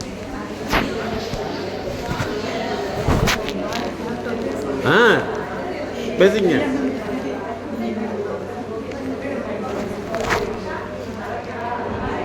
ஹலோ அப்படியே நில்லுங்க, ஹலோ அப்படியே நில்லுங்க, அப்படியே நில்லுங்கன்னு சொன்னேன். யாராவது பின்னாடி இருக்கவங்க முன்னாடி வர்றீங்களான்னு பாருங்கள். முன்னாடி இருக்கோட பின்னாடி தான் போகிறோம். கரெக்டாக தப்பா? ஹலோ, ஒரு சிலர் தான் பின்னாடி இருக்கும் முன்னாடி வர்றாங்க, மற்றவங்க முன்னாடி இருக்கோட பின்னாடி போகிறாங்க. ஏன்னா பின்னாடி இருக்குங்க, பின்னாடி இருக்கிறது பிடிக்குது. சரி, அதாவது நிறைய ட்ரைனிங் ப்ரோக்ராம்ஸ் நிறைய உங்கள் எல்லா டிபார்ட்மெண்ட்டும் இந்தியா முழுவதுமே கட் பண்ணுறாங்க.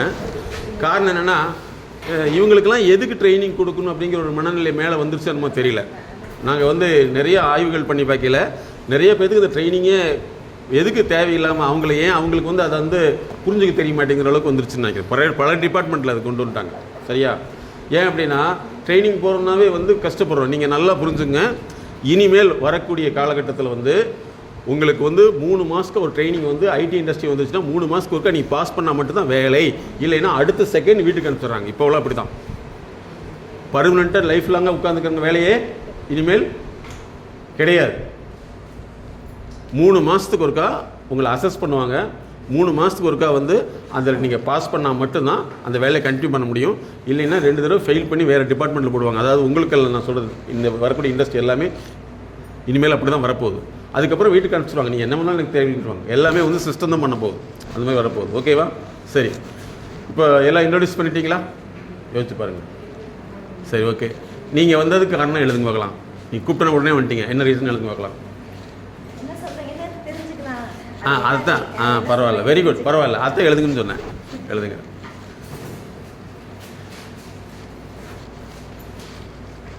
உங்களுடைய காலகட்டத்தோட முடிஞ்சு வச்சு. ஸோ இனிமேல் வரக்கூடிய இதெல்லாம் உங்களை வெயிட் போட்டு தான் பார்க்க போகிறாங்க. என்னென்னா அறிவு சார்ந்த வெயிட். அதுதான் இப்போ ஆர்டிஃபிஷியல் இன்டெலிஜென்ஸ் வந்துருச்சு. நீங்கள் எங்கேயுமே தப்பிக்கவே முடியாது. உங்களுடைய குழந்தைகள்லாம் பர்மனெண்ட்டாக வீடும் கூட கட்ட முடியாது. அந்தளவுக்கு இப்போ சிஸ்டம் மாறிடுச்சு. இப்போ ஒவ்வொரு யூனிட்லேயும் பெரிய பெரிய இண்டஸ்ட்ரியில் உங்களை நீங்கள் பார்க்குறது முதற்கொண்டு அப்சர்வேஷன். சரியா? அது 3 மாதத்து டைம். 3 மாதத்துக்கு அப்புறம் அப்போ இம்மிடியேட்டாக அது உங்களுக்கு சிஸ்டம் லாக் ஆகிடும். நீங்கள் உள்ளுக்குள்ளே போக முடியாது. அந்தளவுக்கு வந்துடுச்சு. ஏன் அப்படின்னா, அவன் இப்போ அடுத்த வெர்ஷனுக்கு கொண்டு வந்துட்டான். ஏன்னா எதுக்கு தேவையில்லாமல் ஒருத்தரை நம்ம வச்சுக்கணும். ஸ்கில், பயன், திறன் இருந்தால் மட்டும் வச்சுக்கலாம்னு வந்துச்சு. ஏன்னா ஆர்டிஃபிஷியல் இன்டெலிஜென்ஸ் வந்த பின்னாடி ஒரு மிகப்பெரிய இதை சாதிக்க போகிறாங்க. அவங்க சமாளிக்க முடியாமல் கஷ்டப்பட போகிறாங்க இவங்க. அதனால் இனிமேல் வரக்கூடிய குழந்தைகள் எல்லாமே ஸ்கில் இல்லைன்னா, இப்போவே ஸ்கில் கிடையாது. நான் நிறைய இண்டஸ்ட்ரியில் நாங்களே போய் ரிஜெக்ட் பண்ணிகிட்ருக்கோம். அவங்களே கம்பெனிக்காரனே வேணான்னு இருக்கோம். ஸோ அந்தளவுக்கு மாற்றிக்கணும். சரியா? இப்போ எழுதிட்டிங்களா? எதனால் வர முடியல அப்படிங்கிறதுக்கும் எழுதியிருப்பீங்க, எதனால் வந்ததுன்னு எழுதியிருப்பீங்க. ஓகே, இப்போ மேடம் கண்டினியூ பண்ணுவாங்க. அதுக்கப்புறம் அடுத்து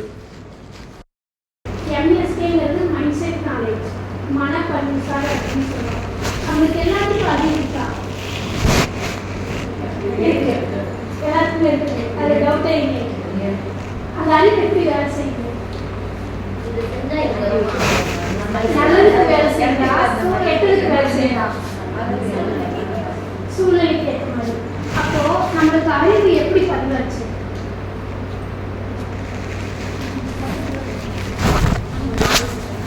இதான் சொல்றோம், நம்ம அறிவே மனம்னு சொல்றோம். உங்க மனசு எப்படி ஆக்டிவேட் ஆகுதுன்னா, உங்க மூளை சொல்லுது, உடம்பு செய்யுது. அப்போ மூளைக்கு ஆக்டிவேஷன் கொடுக்கறது மனசு. கரெக்டா? ஏற்க முடியுது எல்லாருனாலையும். இந்த மனசுல அறிவு எப்படி பதிவாகுது? இது வரைக்கும் நீங்க பிறந்ததுலேருந்து உங்களுக்கு ஃபர்ஸ்ட் எப்போ விவரம் தெரிஞ்சது? 2 வயசு எடுத்துக்கலாமா? 3 வயசு எடுத்துக்கலாம், 2 வயசு 4 வயசு எடுத்துக்கலாம். இந்த 4 வயசுல இருந்து இன்னைக்கு வரைக்கும் நீங்க பார்த்தது, கேட்டது, பழகினது, சொன்னது, நீங்க புரிஞ்சுக்கிட்டது, இதுதான் உங்களோட அறிவு. இதன் அடிப்படையில தான் உங்க மனசு எடுத்துக்கணும். இப்போ நீங்கள் ஒரு காலில் ஒரு 40 பேர் இருக்கிறோன்னா, ஒரு வார்த்தை சொல்லக்கூடிய வார்த்தை 40 பேருக்கு மனசில் 40 விதமாக பதிவாகும். அப்போ சொல் அர்த்தம் வேறு, செயல் அர்த்தம் வேறு. இந்த அறிவின் பதிவின் அடிப்படையில் நம்ம இயங்குறப்ப தான் நம்மளுக்கு டெவலப்மெண்ட்டா பிஸ்னஸா ரெண்டுமே நமக்கு. ஏன் நிறைய பேர், ஒரு சிலர் மட்டும் ஒரு கிளாஸில் 40 ஸ்டூடெண்ட்ஸ் படிக்கிறாங்க, ஒருத்தர் மட்டும் ஃபஸ்ட்டாக இருக்காங்க, மற்றவங்க ஃபஸ்ட்டாக வர முடியலன்னா அதுதான் அவங்களோட திறன். அப்போ நம்மளோட பதிவின் அடிப்படையில் நம்ம இயங்குறப்ப நம்மளே ஒரு வட்டத்தை அதுக்குள்ள மட்டும்தான் சுற்றுவோம். அதை விட்டு வெளியில வர தெரியாது. அப்போ வெளியில வர தெரியாதுக்கும் பல காரணம் நம்மளே சொல்லி கொடுப்போம். நம்மளுக்கு என்ன சொல்லி கொடுத்துருக்காங்க? இருக்கிறத தெரியாம இருந்துட்டு போயிடணும், நல்ல பேர் மட்டும்தான் வாங்கணும், யார்கிட்டையும் பங்குக்கு போகக்கூடாது அப்படின்னு சொல்லி கொடுத்தா நல்ல விஷயம். ஆனா அது எங்கெங்கெல்லாம் நம்ம அப்ளை பண்ணிக்கிறோம்? இப்போ ஒர்க் பேலன்ஸ்ன்னு சொல்றோம். வீட்லயும் வேலைகள் இருக்குது, அலுவலகத்திலையும் வேலைகள் இருக்கு. இப்போ பெண்ணுக்கு மட்டும் ஏன் ஒர்க் பேலன்ஸ் பண்ண முடியல, ப்ராப்ளம் அதிகம்னு சொல்றாங்க.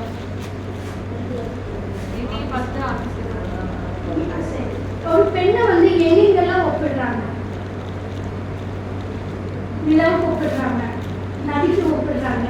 ஏன்னா ஒரு பெண்ணால மட்டும்தான் ஒரே நேரத்துல 4 வேலையை ஒன்றா செய்ய முடியும். எல்லாத்தினாலையும் முடியல. ஒரே நேரத்துல 4 வேலையை ஒன்றா கொடுத்தாலும் உங்களால செய்ய முடியும். ஆனா ஒரு ஜென்ஸுக்கு வந்து ஒன்று செஞ்சுட்டு அடுத்த ஒரு கேப் இன்னொன்று செய்யக்கூடிய ஸ்கில் இருக்கு. அப்போ நம்ம ஒரு பெண்ணுக்கு வந்து ஆக்கும் சக்தியும் இருக்குது, அழிக்கும் சக்தியும் இருக்குது. ஏன் நம்ம ஆக்கும் சக்தியை உருவாக்க முடியலன்னா, நம்மளோட அறிவின் பதிவில் நம்ம இயங்கிட்டு இருக்கிறப்ப, நம்மளே ஒரு வட்டத்துக்குள்ள சுற்றிட்டு இருக்கிறப்ப, அது நம்மளை டெவலப்மெண்ட்டுக்கு போகாமல் டிசீஸ் போயிடும். அப்போ பல நேரங்களில் பாருங்க, வீட்டு சூழ்நிலையே ஆகட்டும், எல்லாமே நம்மளுக்கு தெரியும். ஆனால் எங்கே பிரச்சனை வருதுன்னு தெரியும். இவங்க இது பேசுறதுனால தான் பிரச்சனை வருதுங்கிறது தெரியும். ஆனால் நம்ம தெரிஞ்சுக்கிட்டுமே பல நேரங்களில் அதை காம்ப்ளிகேட் பண்ணிடுவோம். அந்த சூழலை சமாளிக்க தெரியாது. இதுதான் அறிவு பற்றாக்குறைன்னு சொல்கிறோம். அப்போ இந்த சூழலை எப்படி சமாளிக்கிறதுன்னு நம்மளை டெவலப் பண்ணுறதுக்கு நம்மளோட திறனை அதிகப்படுத்திட்டோம்னா நம்ம டெவலப் ஆக முடியும். அதே மாதிரி பார்த்தீங்கன்னா அலுவலகத்துக்கு போனோம்னா அங்கே கொடுக்கக்கூடிய வேலைகள் வந்து நம்ம நல்லா தான் வேலைக்கு போயிருக்கோம். ஸ்டார்டிங்கில் ஆர்வமாக நம்மளுக்கு ஒரு போஸ்டிங் கிடச்சிருச்சு, நல்ல ஒரு வேலை கிடச்சிருச்சு, நம்ம குடும்ப பொருளாதாரம் உயர்ந்துடும் அப்படின்னு ஒரு நல்ல எண்ணத்துல தான் போவோம். அந்த 4 பேர் இருப்பாங்க ஒரு பக்கத்தில். நீங்கள் ஒரு நாள் செஞ்சீங்கன்னா உங்கள் தலையில் கட்டிடுவாங்க, செய்யாதேன்னு ஒரு வாட்டி போட்டுருவாங்க. வேலை செய்கிறவனுக்கு வேலை கூட, சும்மா இருக்கிறவனுக்கு சம்பளத்தை கொடுங்கிற மாதிரி நம்ம நல்ல விதத்தில் செய்ய போவோம். தேவையற்றவங்க ஒரு வார்த்தை சொல்கிறப்ப, ஆல்ரெடி நம்மளோட மனசு இருக்கிறப்ப 2 லிங்க் ஆகிறப்ப நீங்கள் தெரிஞ்ச வேலை கூட செய்ய மாட்டீங்க. உங்கள்கிட்ட யாராவது ஒர்க்கு உங்கள் ஹையர் ஆஃபீஸர் கொடுத்தா கூட உங்களுக்கு கோவம் வரும். இப்போதான் எப்போ பாரு எங்கிட்டயே வேலை கொடுக்குறாங்க, எல்லா வேலையும் என்னையே செய்ய சொல்கிறாங்க.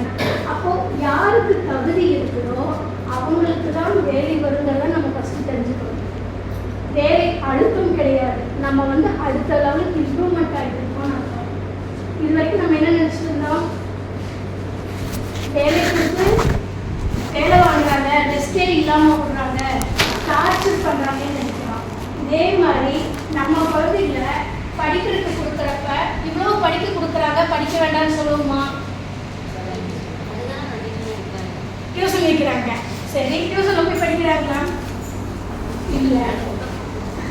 அப்போ நம்மளோட திறனை அதிகப்படுத்துறதுக்கு எங்கெங்கெல்லாம் காம்ப்ளிகேட்டாக இருக்கோ அந்த சூழலை நீங்கள் அணுகிறதுக்கு செய்யறதுக்கு பழகிக்கிட்டீங்கன்னா உங்களுக்கு எல்லாமே ஈஸி. எங்கே உங்களுக்கு அதிகமாக கோவம் வரும்?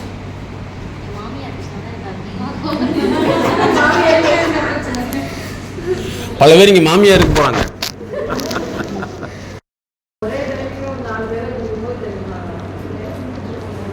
இல்லை, ஒரு முக்கியமான விஷயத்தை நல்லா கேட்டுங்க. மேடம் சொல்கிறது இதே மாதிரி தான் நர்ஸுக்கும். நல்லா தெரிஞ்சுங்க, இதெல்லாம் சொல்லக்கூடாது, இருந்தாலும் நான் சொல்கிறேன். இதே மென்டாலிட்டி தான் பல உயிர் வரக்கு காரணமாக இருக்குது. எப்படி உங்களுக்கு 4 வேலை சொன்னால் எரிச்சலாக இருக்குது, அவங்களுக்கு வந்து 4 பேஷண்ட்டுக்கு 4 ஊசி போடணும். எந்த ஊசி மாற்றி போட்டால் சோழி முடிஞ்சது. இது மாதிரி நம்மளை மாதிரி தான் அடுத்தவங்களும் இருப்பாங்க. நல்லா நீங்கள் புரிஞ்சுங்க. இன்றைக்கி நாங்கள் நிறைய பார்க்குறோம் ஹாஸ்பிட்டலில். என்னென்னா அதே மாதிரி உங்கள் குழந்தைகளுக்கு வந்து நீங்கள் பெருமையாக அதுக்கு படிப்பு இருக்குன்னு நினைக்காதீங்க. அதுக்கு திறமை இருந்தால் மட்டும் சேர்த்துங்க. ஏன்னா நிறைய பேருடைய திறமை இல்லாதவங்களை வந்து படிக்க வச்சு அவங்க தப்பாக செஞ்சு குடும்பங்கள் அப்படியே அழிஞ்சு போயிடும். நிறைய இன்னைக்கு டெத்தாக காரணம் இதுதான். உங்களுக்கு தெரியுமா? ஒரு நாளைக்கு 2 லட்சம் ஆப்ரேஷன் ஃபெயிலியர். 2 லட்சம் ஆப்ரேஷன் ஃபெயிலியர் ஐடி இண்டஸ்ட்ரியில். எனக்கு தெரிஞ்சு அந்த சோம்பேறித்தனத்தினால இன்சூரன்ஸ் வந்து சேங்ஷன் ஆகாமல் ஒரு நாளைக்கு 2000 பேர் சாகுறாங்க. இதெல்லாம் தெரியுமா உங்களுக்கு? இன்சூரன்ஸ் சேங்ஷன் ஆகிறதுக்கு அங்கே வந்து அந்த சாஃப்ட்வேரில் ஒர்க் பண்ணணும், சாஃப்ட்வேரில் பிளாக் ஆயிடுச்சுன்னா அதை வந்து அட போடா அப்படின்னு சொல்லி போட்டு விட்டு போகிறதுனால 2000 people per day dying. இதெல்லாம் உங்களுக்கு தெரியாது. நீங்கள் எப்படி வந்து ஒரு 2 விஷயத்தை சொன்னால் அவங்களால தாங்க முடியலையோ, நாளைக்கு நீங்கள் ஹாஸ்பிட்டலில் படுத்துக்கிறப்ப அதே பிரச்சனையை கண் முன்னாடி பார்ப்பீங்க. அப்போ இந்த உலகத்தை பொறுத்தளவு வந்து நாங்கள் கண்டுபிடிச்ச விஷயம்னா, நம்ம எப்படியோ உங்களுக்கு எப்படி டென்ஷன் வருது, எரிச்சல் வருது, அதே மாதிரி டாக்டர் வந்து ஏமா அந்த பேஷண்ட் பார்க்கலன்னா எரிச்சல் வரும். எனக்கு தெரிஞ்சு நிறையா எங்ககிட்டே சொல்லியிருக்காங்க, ஆப்ரேஷன் பண்ணுறப்போ வந்து சில திங்ஸை க்ளீன் பண்ணணும், அல்லது சர்ஜரி பண்ண முன்னாடி அதெல்லாம் க்ளீன் பண்ணணும். ஆனால் அவங்க அப்படி போட்டுருவாங்க, பேஷண்ட் 3 மணி நேரத்தில் என்னது அவுட். அதே மாதிரி இன்னொரு செய்தி நல்லா கேட்டுங்க, உங்கள் குழந்தைங்க வந்து ஆண் குழந்தையில இருந்து பைக்கு வந்து நல்ல பயங்கரமான சவுண்டோட போனாங்கன்னா நிச்சயமாக அந்த ரோட்டில் உள்ளவங்க அத்தனை பேருடைய அந்த எனர்ஜி பாட்டாயி இவனும் அதே நிலைக்கு போக மாட்டான், போயிடுவான். ஏன்னா நாங்கள் நிறைய பஸ்ஸில் பார்க்குறோம், புர்ருன்னு பாயிண்ட்ல போகிறோம். அது எத்தனை பேருக்கு அதிர்ச்சி உண்டாக்குது இல்லையா? அப்போ அவங்க மனசு துடிக்கிறப்ப வந்து எங்கேயோ போய் அடிச்சு சொல்லி நாசம் போடான்னு சொன்னான்னு அப்படிதான் சொல்லுவாங்கல்ல. அதனால ஒன்று முக்கியமான விஷயத்தை நீங்கள் தெரிஞ்சுங்க, வேலையை நீங்கள் எப்படி பார்க்கணும்னு சொன்னால் இது வந்து நம்ம பிறந்ததுக்கான பயன், நம்ம செஞ்சே தீரணும். புரிஞ்சுதா? இதில் வந்து உங்கள் மேலதிகாரியாக இருக்கட்டும், ஃபீமேல் அதிகாரியாக இருக்கட்டும், 100 வேலை கொடுத்தாலும் 100 வேலையை வந்து நீங்கள் செய்ய முடியலன்னா நாளைக்கு இதே மாதிரி நம்ம ஹாஸ்பிட்டலில் படுத்துட்டு இருக்கப்போ வந்து அதே மாதிரி நம்மள மாதிரி ஒருத்தர் வந்தாங்கன்னா இதை நல்லா புரிஞ்சுக்கணும். இதுதான் வந்து காஸ் அண்ட் எஃபெக்ட் தியரின்னு சொல்லுவோம். நீங்கள் எப்படி நினைக்கிறீங்களோ அப்படிதான், அதுதான். அதனால வந்து உங்களுக்கு வேலை அதிகமாக கொடுக்குறாங்கன்னு நினைச்சீங்கன்னா நீங்கள் வந்து டெவலப் ஆகிறீங்கன்னு அர்த்தம். எலன் மஸ்க் என்ன சொல்றாருன்னா, ஒரு நாளைக்கு 18 மணி நேரம் ஒர்க் பண்ணுறேங்கன்னு சொல்றாரு. டாக்டர் அப்துல் கலாம் சொல்ற 18 மணி நேரம் ஒர்க் பண்ணுன்னு சொல்றாரு. ஏழைகள் மட்டும் 5 மணிக்கு போயிட்டு அல்லது 8 மணிக்கு போயிட்டு 5 மணிக்கு வந்துடணும், 9 மணிக்கு போயிட்டு 5 மணிக்கு, எனக்கு கடைசி வரைக்கும் கூலி தான். புரியுதா? அதனால இந்த மைண்ட் செட் நாலேஜ் ப்ரோக்ராம்ல வந்து இனிமேல் வேலை அதிகமாக வந்ததுன்னா உங்களுடைய ஜெனட்டிக்ஸ் டெவலப் ஆகுதுன்னு அர்த்தம். வேலையே கொடுக்காம இருக்காங்கன்னா நீங்க கவலைப்பட வேண்டியதே இல்லை. அவங்களுக்கும் அதே சூழ்நிலை, அடுத்த ஜெனரேஷனுக்கு இவங்க எப்படி வேலை செய்யாம இருக்காங்களோ இதுதான் நாங்கள் பார்த்துட்டு இருக்கோம். ஒரு கம்பெனியில் உங்களுக்கு இந்த மெட்ரோ ரயில் கேள்விப்பட்டிருக்கீங்களா? எப்போ தெரியும்?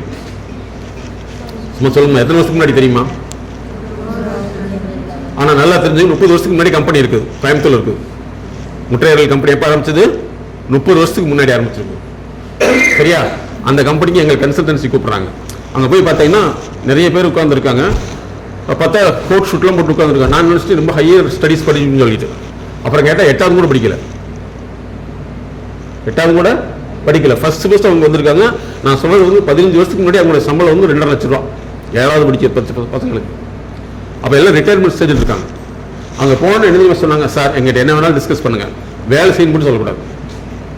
எங்களுக்கு முதல் கண்டிஷன் போட்டான், எங்களுக்கு வேலை செய்யும் மட்டும் சொல்லக்கூடாது. ஏன்னா இந்த உலகம் முழுக்க இந்த கம்பெனி இருக்கு, நான் வேலை செய்ய வேண்டிய அவசியமே இல்லை அப்படின்னா. இந்த ப்ரோக்ராம் முடிச்சுட்டு உங்கள் குழந்தைகளுக்கு யாருக்கெல்லாம் வேலை வாய்ப்பு வேணும்னு என்கிட்ட வந்து கேளுங்கன்னு அந்த எப்படி சொன்னார். அத்தனை பேர் வந்தியான். என் பையன் வேலையே செய்ய மாட்டேங்கிறான்னு சொன்னான். கரெக்டா? ஹலோ, கரெக்டா? இவன் வேலையே அவன் வேலையே செய்ய மாட்டேங்கிறான். அப்ப டேலியாகுதான். இவன் சாக வரைக்கும் இவன் வேலை செய்யாம தான் இவன் எப்படி கொடுத்தானோ அதே மாதிரி தான் மாறும். இதுதான் ஸ்ட்ராட்டஜிஸ். அதனால நீங்க என்ன செய்யுங்கன்னா, இன்னையிலிருந்து உங்க ஆஃபீஸ்க்கு போறீங்கன்னா ஃபர்ஸ்ட் வந்து முதல் ஆளா போங்க. இன்னைக்கு வந்து ஒரு நர்ஸ் வந்து லேட்டா வந்துச்சுன்னா எத்தனை பேருடைய லைஃப் பாதிக்குது. கரெக்டுங்களா? அதே வந்து பெருமைக்காக நர்ஸ் படிக்க வச்சவங்க அந்த குழந்தைங்க வேலைக்கே போகாது. அதனால நீங்க நல்லா புரிஞ்சுக்கணும், நீங்க வாழ்றது உங்களுக்கான வாழ்க்கை கிடையாது. மேடம் வந்து எந்த டயத்தில் கால் பண்ணாலும் இமீடியட்டாக எடுத்துருவாங்க, தூக்கமாக பார்க்கவே மாட்டாங்க, வேர்ல்டு லெவலில் கால் சொல்லணும். அதனால் நீங்கள் இந்த மைண்ட் செட் தேர்தல் வச்சுக்க வேண்டியது ஃபஸ்ட்டு வந்து நேரத்தில் உங்கள் வேலைக்கு போகணும்னு நினைங்க. அப்படி போனீங்கன்னா நாளைக்கு உடம்பு சரியில்லை இருக்கிறப்ப நம்மள மாதிரி ஒரு நேரத்தில் வந்து ட்ரீட்மெண்ட் கொடுப்பாரு. இதுதான் ஃபார்முலா. ஓகேவா? ஒன்று, வேலையை வந்து அதிகமாக செய்யணும்னு நினைங்க. உங்கள் குழந்தைய அதிகமாக செய்யணும்னு நினைக்கும். வேலையே வேண்டான்னா அது வேலைக்கே போக வேண்டாம்னு நினைக்கும். இதெல்லாம் ஞாபகத்தில் வச்சுக்கணும். ஓகேவா? ஃபாலோ பண்ண முடியுதா? சரி. அதுக்கடுத்து இந்த டியூஷன் போகிறதுங்கிறது வந்து 90% கட் பண்ணுங்க. ஏன்னா அது அறிவு இருக்காது. சொன்னது மட்டுமே செய்ய முடியுமா? சொன்னது மட்டும் செய்ய முடியுமா? செய்யுமா? ஒருத்தர் ஃபெயிலியர் ஆனால் மட்டும்தான் சக்ஸஸ் ஆக முடியும். சமீபத்தில் வந்து நாங்கள் மேடத்துக்கு கூட ஒரு மெசேஜ் அனுப்பிச்சிருந்தோம். என்னென்னா ஐஏஎஸ் ஐபிஎஸ் படிக்கிறவங்களுக்கான ஒரு ப்ரோக்ராம் நடத்திருந்தாங்க. அவருடைய அந்த டைரக்டர் வந்து அவங்களுடைய சில்ட்ரன்ஸ்க்கு வந்து மேடம் தான் கன்சல்டன்ட்டு. கிட்டத்தட்ட 3 வருஷம் 9th அவங்கள படிக்க வச்சு அவங்கள வந்து +2 வந்து 4 சென்டம் எடுக்க வச்சுட்டாங்க. அவங்க தான் இந்த ப்ரோக்ராம் ஆர்கனைஸ் பண்ணாங்க. ஐஏஎஸ் ஐபிஎஸ் படிக்கிறவங்க எல்லாத்தையும் கூப்பிட்டு அதை எப்படி நீங்கள் டெவலப் பண்ணு கேட்டால் அவன் என்ன சொல்கிறாங்கன்னா, முக்கியமான கொஸ்டின் கொடுங்க சார், நான் எழுதி பாஸ் பண்ணி இறங்குறேன். ஹலோ, என்ன சொல்கிறான்? கொடுங்க, எழுதி பாஸ் பண்ண, அதுக்கு மட்டும் எங்களுக்கு வேணும், இதெல்லாம் வேண்டியது இல்லைங்கிறான். எப்படி இருக்காங்க? அதை நான் அப்போ தான் நான் கேட்டோம், ஒரு டிஸ்ட்ரிக்டை ஆளக்கூடிய ஒரு கலெக்டராக இருக்கிறவன் ஃபெயிலியர் ஆகிட்டா ஒரு கம்பெனியோடைய சிஇஓ ஆகிற அளவுக்கு உனக்கு திறமை இருக்கணும்னா அதெல்லாம் தேவையில்லை சார். எக்ஸாம் எழுதிட்டா பாஸ் பண்ணிட்டா எங்களுக்கு வேலை தான் சார். அப்போ அவனுக்கு என்ன அறிவு இருக்கும்? இதுக்கு யாரு காரணம்? இவன் அல்ல, இவங்க பேரண்ட்ஸ். புரிஞ்சுதா? அதனால நாங்கள் சிஇஓக்குன்னே தனியாக ப்ரோக்ராம் பண்ணிட்டு இருக்கோம். அவங்க டெவலப் பண்ணுறோம் இந்த மாதிரி கூப்பிட்டு தனித்தனியாக. அதனால் நீங்கள் இன்னிலிருந்து ஒரு விஷயத்தை நல்லா தெரிஞ்சுக்கணும். ஆஃபீஸ்க்கு வேலைக்கு போகிறங்கிறது வந்து உங்களுடைய வயிற்று பிழைப்புக்கு அல்ல, பிறருடைய வாழ்க்கை பிழைப்புக்குன்னு தெரிஞ்சுக்கணும். ஃபாலோ பண்ண முடியுதுங்களா? எங்கே இருந்தாலும் நேரத்தில் போங்க. அப்போ தான் நமக்கு வந்து ஒரு இடத்துக்கு போவோம். நம்ம ஹாஸ்பிட்டலில் போய், ஹாஸ்பிட்டலில் நான் அடிக்கடி எல்லாத்துக்கும் உதாரணமாக சொல்லுவேன், அங்கே போய் நிற்போம், நமக்கு முன்னாடி ஒருத்தர் ஹெல்ப் பண்ணுவார். சரியா? அங்கே போய் நம்ம எப்படி நடந்துக்கிறோமோ அதே மாதிரி உலகம் பின்னாடி நடந்துக்கும். அப்போ இன்னிலிருந்து வேலையை நீங்கள் ஃபஸ்ட்டு ஆர்வத்தில் செய்யுங்க. அதிகமான வேலை இருந்ததுன்னா சந்தோஷப்படுங்க. ஏன்னா அதிகமான வேலையை சந்தோஷப்படையில இன்னொரு இடத்துல வந்து உங்கள் குழந்தைங்க வேலையை அது விரும்பும். மேடத்துடைய பொண்ணு வந்து மிகப்பெரிய கம்பெனியில் ஒரு பொசிஷனில் இருக்காங்க. மேடம் சின்ன வயசுல அந்த பிள்ளைக்கு என்ன சொல்லி கொடுத்தாங்கன்னா, வேலை நீ நிறைய செய்யணும், வேலை வரலின்னா கவலைப்படணும். வேலை வரலின்னா கவலைப்படணும். ஆன்லைனில் தான் நிறைய பண்ணுறாங்க. அது கம்பெனி, கார்பரேட் கம்பெனி. ஆன்லைனில் வந்து மேடம் கேட்பாங்க, இன்றைக்கி எத்தனை கேஸ் எடுத்துன்னு கேட்பாங்க. டெய்லி 60 கேஸ் எடுத்த, ஏன் 60 தான் எடுத்த, 100 ஏன் எடுக்க முடியலன்னு கம்பெனிங்க கேட்க மாட்டாங்க, இவங்க கேட்பாங்க. அப்போ நீ வேலை செய்ய விரும்பல. அவங்க பொண்ணை வந்து கம்ப்ளீட்டாக வீட்டு வேலையிலேருந்து எல்லா வேலையும் செஞ்சாகும். அது பெண்ணுங்கிற மாதிரி ரெஸ்ட் எடுக்கிறது நீங்கள் பிறக்கவே இல்லை. ஸோ அதனால தான் நீங்கள் பெரிய பொசிஷன் இருக்காங்க. Can you understand? ஃபாலோ பண்ண முடியுதா? அப்போ இனிமேல் நீங்கள் வேலைக்கு வர்றது நம்முடைய வயிற்று பிழைப்புக்கு அல்ல, பிறருடைய வாழ்க்கை பிழைப்புக்கு. அதே மாதிரி வந்து உங்களுடைய சுற்றுப்புற சூழல் உள்ளவங்களை நம்ம தெரிஞ்சுக்கணும் அப்படின்னோம்னா நம்ம வந்து தெரிஞ்சுக்கவே முடியாது. நாங்கள் நேற்று கூட எங்களுடைய தியரியை ஒன்று டெவலப் பண்ணியிருந்தோம். என்னென்னா, மியூசிக்கல் இன்ஸ்ட்ருமெண்ட் இருக்குல்ல, இசைக்கருவியை நீங்கள் வாங்கிடலாம். வாசிக்க தெரியுமா? தெரியாது. வாசிக்கிறதுக்கு யார்கிட்ட போகணும்? நல்லா தெரிஞ்சுக்கணும். வாசிக்க தெரிஞ்சவங்ககிட்ட போய் வாசிச்சு அவங்க சொல்லிக் கொடுக்குற ஆளா இருக்கணும். வாசிக்கிற ஆள் மட்டும் இருக்க இருப்பாங்க. நல்லா புரிஞ்சுங்க. அவங்க வாசிக்க மட்டும் தான் தெரியும், சொல்லிக் கொடுக்க தெரியாது. அப்ப அந்த வாசிக்கிறது சொல்லிக் கொடுக்குறவங்க கிட்ட போனா மட்டும்தான் இசைக்கருவியை பழக முடியும். அதே மாதிரி தான் உங்க வாழ்க்கையை நீங்க வாழலாம். ஆனா வாழ்க்கையை டெவலப் பண்றது வந்து அது பேர் மென்டாரிங் சொல்றோம். என்னது மென்டாரிங்? அவங்க தான் வந்து வாழ்க்கையை திருத்தத்தை பண்ணக்கூடியவங்க. அதனாலதான் எல்லா பெரிய பெரிய டாக்டருக்கும் மென்டார் இருப்பாங்க. அவங்க தான் வந்து உங்களுக்கு வந்து அட்வைஸ் பண்றதில்ல, டெவலப் பண்றது. இப்போ ஃபாலோ பண்ண முடியாது இனிமேல். சரியா? இப்போ உங்க குழந்தைங்க வந்து நீங்க டெவலப் ஆகணும்னா அவங்களுக்கு தேவை அவசியம் மென்டார் வேணும். சுயமா படிக்கணும். டியூஷன் வச்சு படிக்கிறது வந்து ஒரு இண்டஸ்ட்ரியில் வந்து உட்கார வச்சு வேலை செய்விக்கிற மாதிரி. சொந்தமாக விருப்பம் இருக்கவே இருக்காது. அதே மாதிரி பெண் குழந்தைக்கு ஆரம்பிச்சுன்னா கல்யாணத்துக்கு முன்னாடி 3 month மேரேஜ் ஃபிட்னஸ் கன்சல்டிங் கொடுத்து அவங்க பண்ணிட்டீங்கன்னா அது எங்கே வேணாலும் ஜெயிச்சுட்டு வந்துடும். ஓகேவா? இப்போ புரிஞ்சுதா? அதனால வேலைங்கிறது வந்து நம்ம ஆர்வத்தோடு செய்கிறப்ப நாளைக்கு நமக்கு ஒரு விஷயத்துக்கு இல்லாமல் ஆர்வத்தோடு யாராவது வந்து நம்மளை மாதிரி செய்வாங்க. நம்ம லேசியாக இருந்தோம்னா வரக்கூடியவங்களும் ரிப்பீட்டட் தான் வருவாங்க. இதை புரிஞ்சுங்க. இப்போ மேடம் கண்டினியூ பண்ணுவாங்க.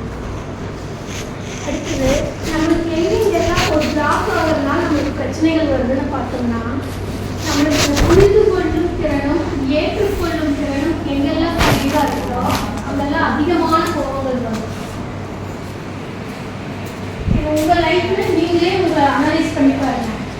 உங்கள் வீட்டில் ஹஸ்பண்ட் ஆகட்டும், உங்கள் குழந்தைக்காகட்டும் கொஞ்சம் சொல்கிறாங்கன்னா நம்ம உடனே என்ன பண்ணுவோம்?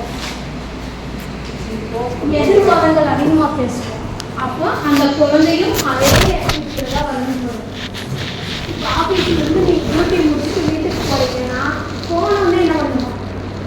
எனக்கு டயர்டாக இருக்குது, அவ்வளோ வேலை செஞ்சுட்டு வரேன், எனக்கு ரெஸ்ட் வேணும் அப்படின்னு சொல்லுவோம். ஹஸ்பண்ட் ஒரு டீயோ காஃபியோ கேட்டால் எழுந்துடுவோம்.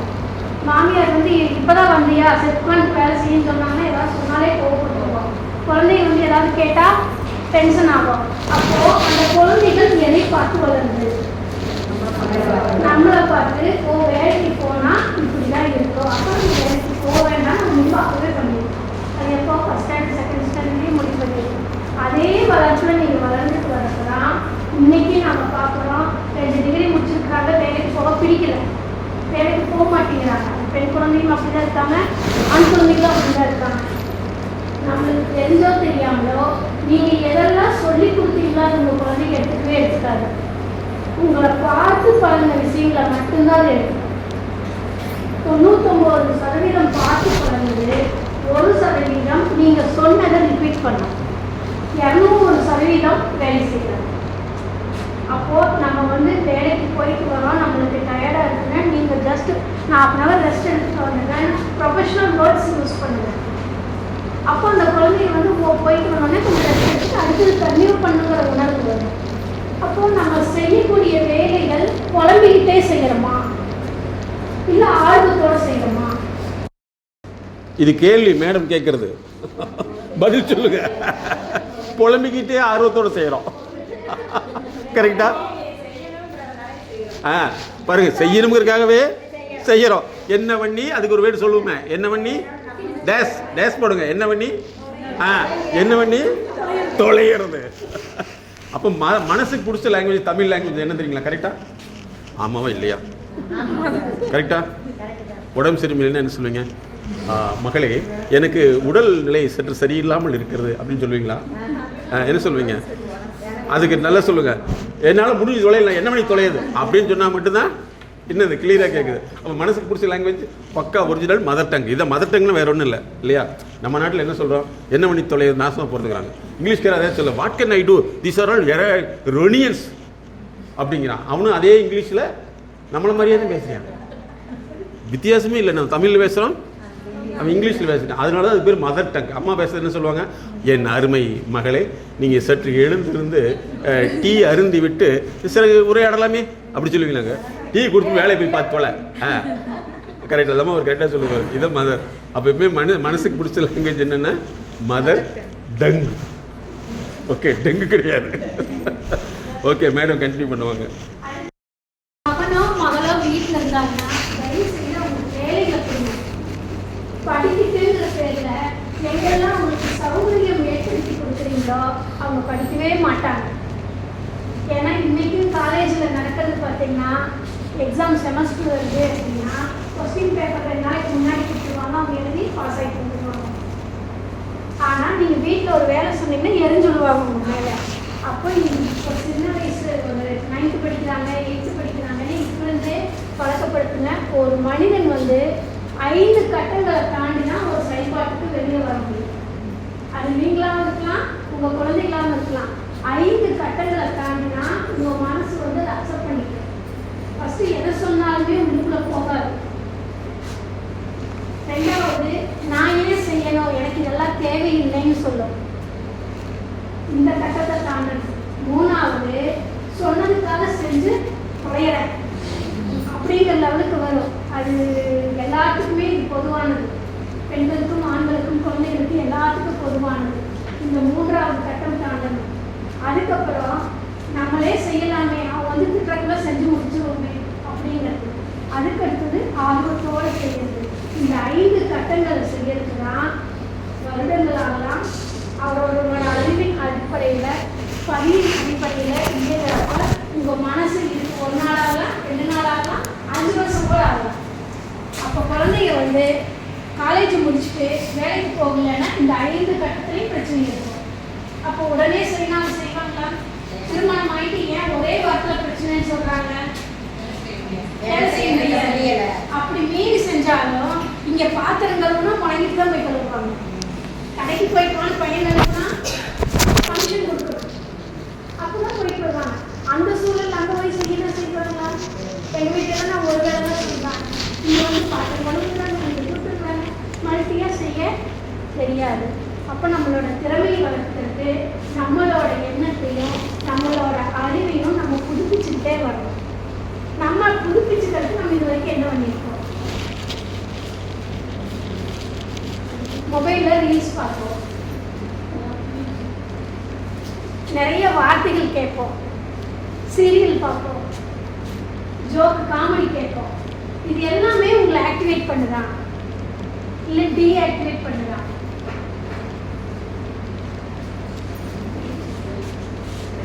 எல்லா தகவலையும் சேமிச்சுக்கிறாங்க. நியூஸ் எல்லாமே கேட்கறோம்ல டெய்லி. யாரோ ஒருத்தர் சொல்லிடுவாங்க, இல்லைன்னா மொபைலை பார்த்துருவோம், இந்திய பேப்பர் ஏதோ ஒரு வகையில் நியூஸ் கேட்குறோம். ரீல்ஸ் அதே மாதிரி காம்ப்ளிகேட்டடாக இருக்கிற பிரச்சனையோட காமெடியாக பண்ணிடுறாங்க. அப்போ நம்ம மனசு இதுக்குள்ள இயங்குறப்ப தான் நம்மளுக்கு தெரிஞ்ச செயல்களோட நம்ம செய்ய முடியாம ஆஃப் ஆயிடுறோம். அப்புறம் சார் 2 பேருக்கு முன்னாடி வாங்கன்னு சொன்னாரு, வர முடியல. ஏன்னா நம்மளுக்குள்ள இருக்கிற தயக்கம், ஏதாவது கேட்டுருவாங்களோ, ஏதாவது செய்ய சொல்லிடுவாங்களோ, 4 பேர் நம்மளை பத்தி என்ன நினைப்பாங்க அப்படின்னா, அந்த 4 பேர் என்னைக்குமே உங்களுக்கு உதவ மாட்டாங்கிறது நீங்க புரிஞ்சுக்கிட்டீங்கன்னா, என்னைக்கு உங்களை நீங்க உயர்த்திக்கிறீங்களோ அப்பதான் அந்த 4 பேர் உங்களை என் ஃப்ரெண்டுன்னு சொல்லிட்டு வருவாங்க. இல்லைன்னா அவங்களுக்கு டைம் பாஸ். அந்த 4 பேர் உங்களை அவங்களோட கதைகளையோ உங்களோட கதைகளையோ கேட்டுட்டு டைமை என்டர்டெயின்மெண்ட் பண்ணிட்டு போயிடுவாங்க. இருக்கிற பிரச்சனை காம்ப்ளிகேட் ஆகிடும். ஒன்றுமே இல்லாத பிரச்சனை பெரிய பிரச்சனையாக நிற்கும். ஆக மொத்தம் மனசு சிக்கலுக்குள்ள மட்டுமே நடந்துட்டு இருக்கும். நம்மளால சுயமா சிந்திச்சு எதையுமே செய்ய முடியாது. உங்களுக்குள்ள இருக்கிற பிரச்சனைக்கு உங்ககிட்டயே தீர்வு இருக்கு. இது உங்களால எடுத்துக்க முடியுதுங்களா? நம்ம ஒரு பிரச்சனை ஆபீஸ்ல ஆகட்டும் வீட்டில் ஆகட்டும் ஒரு பிரச்சனைனா எவ்வளவு மணி நேரம் அதை ரீகால் பண்றோம், எவ்வளவு பேர்த்துக்கிட்ட அதை பத்தி பேசுறோம். ஆனா அந்த பிரச்சனை நம்ம கிட்ட இருந்து வந்துச்சா அவங்க கிட்ட இருந்து வந்துச்சான்னு என்னைக்காவது உட்காந்து யோசிச்சுருக்குமா? அதுதான் சொல்றோம் ஏற்றுக்கொள்ளும் தன்மை. அந்த ஏற்றுக்கொள்ளக்கூடிய தன்மை நீங்க உருவாக்கிட்டீங்கன்னா எந்த பிரச்சனை வந்தாலுமே உங்க மனசு அடுத்தடுத்த வளர்ச்சியை நோக்கி தான் போகும். பிரச்சனைக்குள்ள டிராவல் பண்ணாது. உங்க குடும்பம் மகிழ்ச்சியான குடும்பமா உருவாக்க முடியும். ஏற்க முடியுதுங்களா? அப்போ மாமியார் ஒன்று சொல்றாங்க, வீட்டுக்கு போனாலே தொந்தரவா இருக்குதுன்னா அப்போ வீட்டு சூழல்ல நம்ம எப்படி அணுகணும்னு ஒரு அணுகுமுறை இருக்கு. அந்த அணுகுமுறை இல்லாம நம்ம ரீல்ஸ் பார்த்தது, நம்ம ஃப்ரெண்ட்ஸ் கிட்ட ஷேர் பண்ணது, அவங்க கொடுக்குற தகவலும் இது ஆக்டிவேட் ஆகிறப்ப அந்த சாதாரணமா சொல்றது கூட நமக்கு பிரச்சனையாகும். நம்ம திருப்பி சொல்லுவோம், 2 பேருக்கு முரண்பாடுகள் அதிகமாயிட்டே போகும். அந்த முரண்பாடுகளை சமன்பாடுகள் ஆக்கிறதுக்கு ஜஸ்ட் 10 நிமிஷம் போகும். இவர்கள் இப்படித்தான் ஒரு பதில் கொடுத்து போட்டு உங்களை வளர்க்கறதுக்கு நீங்க ஒர்க் பண்ணீங்கன்னா நீங்க மேல வர முடியும். அது எப்படி இப்படி சொல்லலாம் அப்படின்னு கேள்வி கேட்டு போனீங்க பின்னாடி விளையாடு. அப்ப டெவலப்மெண்ட்டும் உங்ககிட்ட இருக்குது, டிசீஸும் உங்ககிட்ட இருக்குது. அப்ப வளர்ச்சி வேணுமா வீழ்ச்சி வேணுமா? இன்னையிலிருந்து டிசைட் பண்ணுங்க, அதுக்கு ஒர்க் பண்ணுங்க. அதே மாதிரி ஆஃபீஸுக்கு போனாலும் யார் வேலை கொடுத்தாலும் எனக்கு மட்டுமே கொடுக்குறாங்கன்னு ஆளுங்கப்படாதீங்க.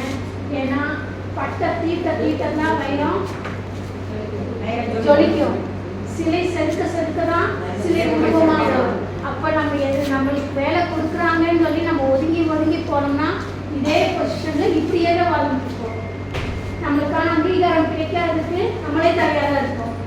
வேலையை கொடுக்குற வரைக்கும் சந்தோஷமா செய்யுங்க. நீங்க எக்ஸ்பீரியன்ஸ் ஆகிட்டே வருவீங்க. அதுல உங்களுக்கான வாய்ப்பு நீங்க எந்த அளவுக்கு நீங்க உங்களை அதுக்குள்ள ஃபிட் பண்ணிட்டு வரீங்களோ உங்களுக்கான வாய்ப்பு நீங்க செஞ்ச செயலுக்கான பலன் உங்களுக்கு கண்டிப்பா பின்னாடி கிடைக்கும். அதே மாதிரி நம்ம கொடுக்குற வாய்ப்பை தவிர்த்துட்டு வேண்டாம் விலகி போயிட்டே இருந்தோம்னா அதோட ரிஃப்ளெக்ஷன் நம்ம குழந்தைகளுக்கு தான் வரும். ஏன்னா இப்போ ஐடிலெல்லாம் பார்க்குறோம், வேலை கொட்டி கிடச்சி வேலை செய்ய ஆள் இல்லை. ஏன்னா அவங்க கொடுக்குற அந்த டார்கெட் அந்த டைம் லிமிட்டுக்குள்ளே செஞ்சு முடிக்கணும். அந்த ஸ்பீடு வரமாட்டேங்குது. அதனால வேலை இல்லைன்னா விலகி வந்துடுறாங்க. அப்போ வேலைக்கான தகுதி நம்ம உருவாக்கிக்கணுமா, வேலை அதிகமாக வேலைகளை கொடுக்குறாங்கன்னு சொல்லி ஒதுங்கி போகணுமா? இதே மாதிரி தகுதி உருவாக்குறதுக்கு புது வேலைகள் உங்களுக்கு வரணும். காம்ப்ளிகேட்டாக எங்களுக்கு தான் நீங்கள் செலக்ட் பண்ணி ஒர்க் பண்ணணும். டிரைவிங் பண்ணுறது ஈஸியாக கஷ்டமா?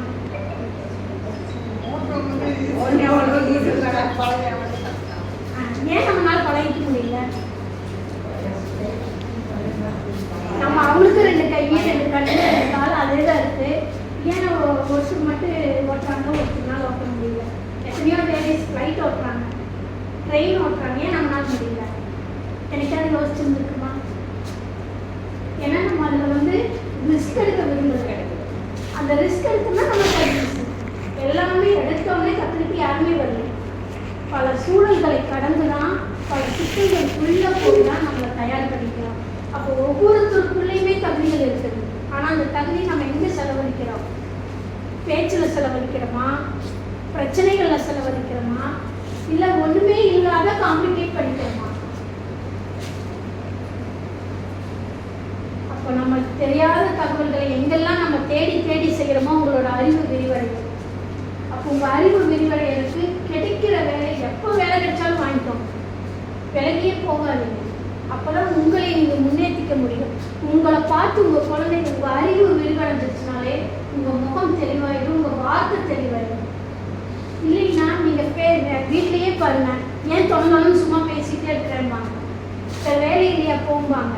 ஏன்னா நம்மளோட அறிவு விரிவடையிலைன்னா பழைய வார்த்தைகள் தான் பேசுவோம், பழைய அறிவின் அடிப்படையில் தான் எழுதிட்டு இருப்போம். அப்போ நம்மளை நிராகரிச்சுட்டு தான் இருப்பாங்க. சொந்தக்காரங்க வீட்டுக்கு கல்யாணத்துக்கு போகிறோம், நம்மளை யாராவது மதித்து உட்கார வச்சு பேசுகிறாங்களா? நம்ம தான் வாலண்டியராக போய் அவங்களை எடுத்து பிடிச்சிக்குவோம். ஆனால் அவங்க நம்மளை தூசிக்கு கூட மதிக்க மாட்டாங்க. ஏன்னா நம்மளை நம்ம புதுப்பிச்சுக்கல, நம்மளை விரிவடைய செய்யல.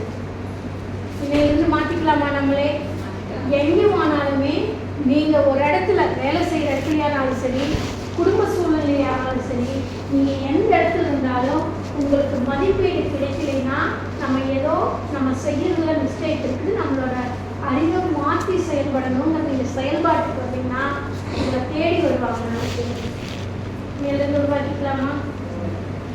ஓகே, இப்போ நீங்கள் ஒரு நோட் எடுத்துங்க. பிஃபோர் எம்எஸ்கேல இதுக்கு முன்னாடி எப்படி இதில் இருந்தீங்க, ஆஃப்டர் எம்எஸ்கே என்ன சேஞ்சஸ்ன்னு எழுதுங்க பார்க்கலாம். இவருமா இதெல்லாமே வந்து உங்கள் காது வழியாக, மூளை வழியாக மனசுக்குள்ளே போயிருக்கோம். அது நீங்கள் மறுபடியும் என்ன செய்யணும்? அதை எடுத்து வந்து கை வழியாக இதில் கொண்டு வரணும், பேப்பரில் கொண்டு வரணும்.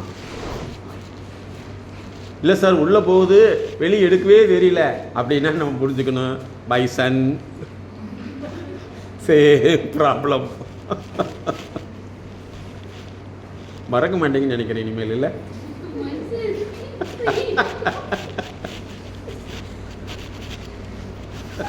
கொஞ்சம் அப்படியே லேசா போய் மை ஹஸ்பண்ட் இல்லையா, சேம் ப்ராப்ளம். அதே மாதிரி அடுத்தது உங்களோட பொறுப்புகள், உங்களுக்கு என்னெல்லாம் இருக்குதோ அதை ஏற்றுக்கோங்க. அந்த பொறுப்புகள் இருந்து விலகி வராதீங்க. எந்த அளவுக்கு உங்களோட பொறுப்புகளை நீங்கள் ஷார்ட்டாக ஒர்க் பண்ணுறீங்களோ, புது புது தகவல் தெரிஞ்சுக்கிறீங்களோ, உங்களுக்கு அனுபவம் அதிகமாகிட்டே வரும். இல்லைன்னா 4 பேர் உங்களுக்கு அட்வைஸ் பண்ணுற அளவுக்கு நீங்கள் போயிடுவீங்க. உங்களோட அனுபவம் அதிகமாச்சுன்னா நீங்கள் 4 பேருக்கு நல்லது செய்யலாம். யாருக்குமே அட்வைஸ் பண்ணக்கூடாது, நல்லது செய்யலாம்.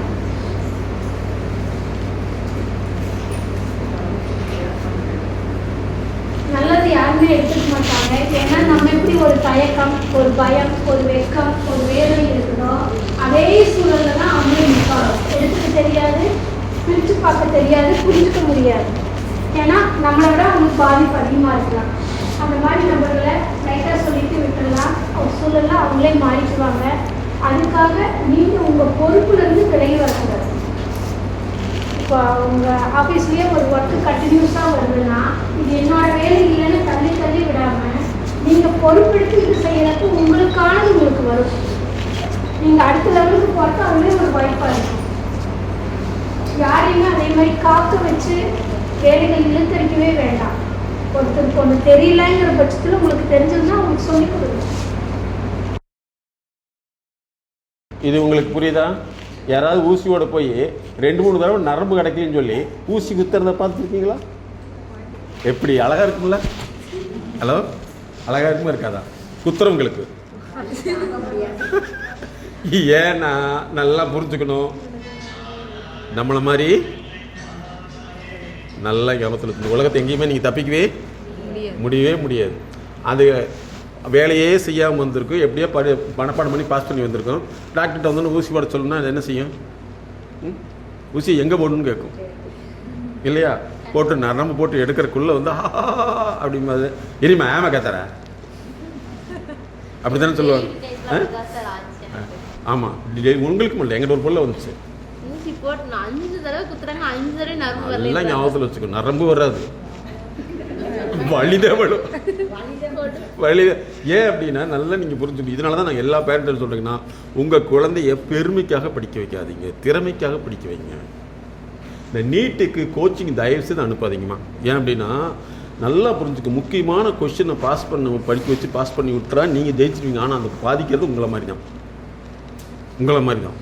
ஏன்னா அது திறமை உள்ளவன். என்னுடைய நண்பர் டாக்டர் செந்தில்குமார், அவர் டாக்டர் படிக்கிறப்ப நான் கேட்டேன், சார் உங்களுக்கு எப்படி சார் இன்ட்ரெஸ்ட்னா, சார் எனக்கு ஆரம்பத்தில் ஊசி வரது பிடிக்குன்னா. ஆரம்பத்தில் ஊசி வரது பிடிக்குமா? வாட் இஸ் திஸ் அப்படின்னு கேட்டேன். பின்னூசி வச்சுக்கோ, எல்லாத்துலையும் குத்திட்டே இருப்பேன். எப்படி இருந்தது சார்? அது 7வது இருந்து அப்படி தானே. அப்போ நீ டாக்டர் தான். இன்னைக்கு வரைக்கும் அவர் ஊசி போட்டாருன்னா வழியே தெரியாதுமா. என்ன பேசிட்டு சார் அப்படியே போட்டுனேன். போட்டிங்களா சார்? பொய் சொல்லாதீங்க. ஆனால் ஆமாங்க, ரத்தம் பாருங்க. அப்போ சரி, அப்போ எந்த அளவுக்கு எக்ஸ்பர்ட்டு. இதுதான் அவருடைய ரியல். அதாவது என்னன்னா கேசஸ் நிறைய எடுத்துக்குவார். எப்படின்னா அவருடைய கிளினிக் 10க்கு 10 இருந்தது. மலைக்குள்ளே நினைஞ்சிட்டு பேஷண்ட் இருப்பாங்க. அப்போ அவங்கெல்லாம் யாருன்னா சுயமாக டெவலப் பண்ணிட்டு வந்தவங்க, தெரியாத எக்ஸ்பர்ட்டோடைய கன்சல்டேஷன் பண்ணி தெரிஞ்சிட்டவங்க. நீங்கள் இந்த நிறைய டியூஷன் போய் அனுப்புறது என்னென்னா, அந்த குழந்தை டெம்பரரியாக பாஸ் ஆகிற மாதிரி காமிச்சிருவாங்க, அதுக்கு திறமையே இருக்காது.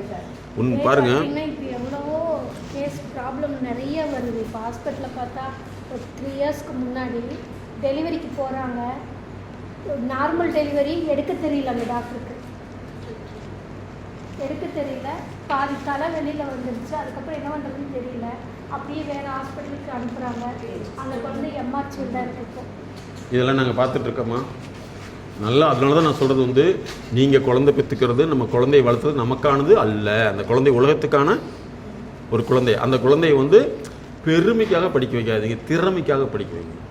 அவன் ஹார்ட் ஒர்க் பண்ணி அவன் பாஸ் பண்ணி ஃபெயிலியர் ஆகிட்டு தப்பு இல்லை. ஆனால் ஃபெயிலாகி பாஸ் பண்ணான்னா அவன் டெவலப் ஆகிடுவான். கரெக்டாக தப்பா? அதுக்கு தான் நாங்கள் என்ன சொல்லணும்னா, நீட் இன்டெலிஜென்சின்னு ஒரு கோர்ஸ் கொண்டு வந்தோம். அவனை அவனையே படிக்க வைக்கணும். அவன் பிரச்சனை என்னன்னு கண்டுபிடிக்கணும். அவன் மனப்பாடம் பண்ணி பாஸ் பண்ணிட்டு வந்தானா நாளைக்கு எந்த மருந்து கொடுப்பான் இன்னைக்கு? ஏன்னா இப்போ இருக்குங்க அத்தனை பேருமே டியூஷன் போய் பாஸ் பண்ணுவாங்க. பேசுகிறாங்க, எனக்கு இந்த டயரியா கேஸு இதெல்லாம் பார்க்க மாட்டேன். அந்த டாக்டர்ஸ் சொல்கிறாங்க, அவங்களுக்கு டான்ஸு தான் இன்ட்ரெஸ்ட், ஜாலியாக இருப்பாங்க. இப்போ எப்படி காலேஜ் ஸ்டூடெண்ட்ஸு ஆர்ட்ஸு சயின்ஸ் பார்க்குறவங்க எப்படி சினிமாவுக்கு என்டர்டெயின்மெண்ட்டாக இருக்காங்களோ, எப்படி காலேஜுக்கு கட்டடிச்சுட்டு போகிறாங்களோ, அதே மாதிரி தான் மெடிக்கல் ஸ்டூடெண்ட் இருக்காங்க. திருச்சியில் ஃப்ளைட்டு லேண்ட் ஆகாமல் ஒரு ப்ராப்ளம் இருந்துச்சு தெரியுமா? இப்போ அவங்களுக்கு ஒர்க் பண்ணுற அவங்க கீழே ஒர்க் பண்ணுறவங்களுக்கு 10 தடவை இன்ஸ்ட்ரக்ஷன் கொடுத்துருக்காங்க. ஃப்ளைட்டு ஏறுறப்போ இதெல்லாம் செக் பண்ணி சைன் பண்ணி போடலாம். அந்த வேலையை 10 தடவை சொல்லி அவங்க செய்யலை. அந்த லேண்ட் ஆகாமல் பெரிய சிக்கல் உருவாச்சு. அப்போது அவங்க கவனக்குறைவு தான். நான் ஏன் செய்யணுங்கிற ஒரு எண்ணம், இது என்னோட வேலை இல்லைங்கிற ஒரு எண்ணம், எனக்கு இது தேவையில்லைங்கிற ஒரு எண்ணம், இந்த 3லேயும் அவங்க செயல்படுறப்போ விபத்துக்குள்ளாகுது. அப்போ இந்த சொல்கிறோம், பொறுப்பும் பிரதிபலிப்பும். நம்மளோட குழந்தைகளை நம்ம பொறுப்போடு நம்ம செஞ்சோம்னா நம்ம குழந்தைங்களும் செய்வோம். நம்ம தாயை போல பிள்ளைன்னு தான் சொல்லுவாங்க. எப்போ அப்பா போல குழந்தைங்க சொன்னதே இல்லை. ஒரு தாயோட ஆக்டிவிட்டி எப்படி இருக்குதோ அதுதான் அந்த குழந்தைகள். அப்போ நீங்கள் சின்னதுலேருந்தே உங்கள் குழந்தைகளை தானாக சுயமாக செய்யறதுக்கு பழக்குங்க. சொல்லி கொடுத்து செஞ்சுட்டே இருக்குது. அந்த குழந்தை ரொம்ப ஆர்கியூமெண்ட் பண்ணுதுன்னா சின்னதுலேயே முடிவுபடுத்திக்கிறது. அப்போ அந்த குழந்தைகளுக்கு ஃபாலோ பண்ண முடியுதாம்மா? ஸோ இன்னிலிருந்து இதை ஃபாலோ பண்ணுங்கள். அதுக்கடுத்து உங்கள் ஆஃபீஸ்க்கு போனீங்கன்னா நீங்கள் இன்வால்மெண்ட் எடுத்து இந்த வேலையை செய்யுங்க. நீங்கள் எப்போவுமே அந்த ஞாபகத்தில் வச்சுங்க, நமக்கு யார் நம்மகிட்ட இன்வால்மெண்ட் எடுக்கணும். இப்போ இவங்க சொன்னாங்க பார்த்தீங்களா, அதேமாதிரி சிலர்லாம் கேள்வி கேட்டு தொலைஞ்சிக்கிட்டே இருப்பாங்க. அவங்களுக்கு அந்த கேள்வி கேட்குறதான் தெரியுமே தவிர எது கேட்குறாங்கன்னு அவங்களுக்கு தெரியாது. சரியா? அந்த மாதிரி நீங்கள் ஆர்வத்தோடு ஒரு வேலையை செய்யுங்க. இது நமக்கான வேலை கிடையாது, அடுத்தவங்களுக்கான வேலை. நாளைக்கு நம்மளுடைய சூழ்நிலையை நம்மளை மாதிரியே ஒருத்தர் வருவாங்க, ஆர்வத்தோடு செய்வாங்க. ஏன்னா எல்லாமே ஒரு இடத்துல போய் நின்று போகிறது. நீங்கள் எவ்வளோ பெரிய ஆளாக இருந்தாலும் சரி, ஆஸ்பத்திரி வைக்கோல் நின்று தான் தீரணும். அங்கே நான் பெரிய ஆளை உடனே ஊசி போடணும் போட மாட்டாங்க இல்லையா? அப்போ இதை மனசில் வச்சுட்டு நீங்கள் இன்னிலிருந்து முன்னேறணும்னு ஆசைப்படுங்க. அதே மாதிரி அலுவலக நேரத்தில் வந்து உங்கள் தேவையில்லாமல் செல்ஃபோனை யூஸ் பண்ணாதீங்க. நீங்கள் ஒரு டாக்டர்கிட்ட போயில நீங்கள் போய் உட்காந்துட்டு இருப்பீங்க, ஃபோன் வந்து எவ்வளோ டிஸ்டர்பன்ஸாக இருக்குது. அவங்களுக்கு ஃபோன் பேசிகிட்டு இருந்தால் அதுதான் இல்லையா? அதே மாதிரி தான் நீங்கள் அலுவலக நேரத்தில் வந்து யூஸ் பண்ணுறத கட் பண்ணிடுங்க. முன்னாடியே இன்ஃபர்மேஷன் கொடுத்துட்டு போயிருங்க. இதெல்லாம் வந்து ஒரு மிகப்பெரிய எஃபெக்டாக உங்களுக்கு பின்னாடி வந்து அது பாதிக்கையில் மட்டும்தான் தெரியும். அது வரைக்கும் நமக்கு தெரியவே தெரியாது. சரிங்களா? அதே மாதிரி இந்த முக்கியமான ஒரு விஷயம், ஓகே சார் டீ. அதே மாதிரி நான் உங்களுக்கு சொல்கிறேன், கடன் வாங்கி சீர் செய்யாதீங்க, கடன் வாங்கி பொருள் வாங்காதீங்க. ரெண்டு வாங்கினீங்கன்னா கடன் மட்டும்தான் நீங்கள் கட்டுவீங்க. இதில் இன்னொரு முக்கியமான விஷயம், உங்கள் குழந்தைகளுக்கோ இல்லை நீங்கள் கல்யாணத்துக்கு போகிறப்போ ஒரு ஆடம்பரமாக போகணுங்கிறதுக்காக செலவுகள் அதிகமாக செய்யவே வேண்டாம். எல்லாமே உங்களுக்கு பொருளாதார இழப்பு தான். நீங்களே இதில் அசல் தடுக்கிற மாதிரி தான். ஆனால் எங்கே ஃபங்க்ஷனுக்கு போனாலும் சரி, ஆடம்பரத்தை தவிர்த்துங்க. எனக்கு கிடைக்காது என் குழந்தைகளுக்கு கிடைக்கணும் அப்படின்னு நினைக்காதீங்க. ஏன்னா உங்களோட ட்ரெஸ்லையோ உங்களோட நகையிலையோ உங்கள் மதிப்பீடு கிடையாது. உங்களோட அறிவுரை மட்டும்தான். அதையும் நீங்கள் யோசிக்கோங்க. அப்படி 4 பேர் நம்மளை மதிக்கிறேன்னா அந்த ஃபங்க்ஷன் நமக்கு தேவையில்லை. கண்டிப்பாக செய்யறது தவிர்த்துங்க. எங்கே போனாலுமே நீங்கள் ஃபாலோ பண்ணுங்கள். உங்கள் குழந்தைகளுக்கு ஒரு ஃபங்க்ஷன் வந்தால் 10 ட்ரெஸ்ஸை எடுத்து பார்க்காது. அதிகபட்சம் ஒன்றும் அளவுக்கு இருக்குது. நீங்கள் எந்த அளவுக்கு பொருளாதாரம் இன்னைக்கு சேமிக்கிறீங்களோ, இன்னைக்கு ரீசெண்டாக கனடாவில் வந்து ஒரு ரிசர்ச் சொல்கிறாங்க, அங்கே வந்து பொருளாதார நெருக்கடி அதிகமாகும். அதுக்கு முக்கியமான காரணம் என்னென்னா, தன்னோட குழந்தைகள் கஷ்டப்படுறாங்கிறதுக்காக பெற்றோர்கள் வந்து தான் சாப்பிடாம இருந்து அந்த குழந்தைகளுக்கு நிறைவேற்றுறாங்க. இதனால் பொருளாதார நெருக்கடி அதிகமாகுதுன்னு சொல்லி சொல்கிறது. அப்போ நம்மளுக்கு கிடைக்காது எது குழந்தைகளுக்கு கிடைக்கணும்னு நினச்சி அதிகமாக செய்வீங்களோ அந்த குழந்தை வெளியேறாதோ அதை நினச்சி நீங்கள் பார்த்து நீங்கள் தான் வேலை பண்ணணும். எல்லாமே தவிர்த்துட்டு இப்படிருந்தே சிக்கனமான முறையில், அதாவது வர வருமானத்தில் சேமிப்பு போக தான் செலவுங்கிற நிலைக்கு கொண்டு வரும். நம்ம இது வரைக்கும் என்ன பண்ணிட்டு இருந்தோம்? செலவு போக சேமிப்புன்னு சொல்லி கொண்டு வரோம். இனிமேல் சேமிப்புக்குன்னு எடுத்து வச்சுட்டு மிச்ச காசுல தான் செலவு பண்ணுவாங்க. அது மாதம் 5000 இருக்கலாம், இல்லை 7000 இருக்கலாம், 10,000 இருக்கலாம். நீங்கள் எந்த நிலைக்கு எப்போ உங்களை ஆக்டிவேட் பண்ணுறீங்களோ, அதுக்கு ஒர்க் பண்ணுறீங்களோ, உங்களுக்கு பொருளாதாரம் வரும். எதையுமே உடனே சொல்லி ஆடம்பரத்துக்காக செய்யவே வேண்டாம். என்ன நம்மளுக்கு மீடியா சொல்லி கொடுக்கறதெல்லாம் அதுதான். போலியான வாழ்க்கையும் ஆடம்பரமான வாழ்க்கையும் ஒன்றுமே இல்லாத பெருசாக காமிச்சிடறாங்க. நம்ம அதை பார்த்து அந்த கற்பனையிலேயே நம்ம உட்காந்துக்கிறோம். நம்ம அன்றாட செய்ய வேண்டிய செயல் கூட தடைபட்டு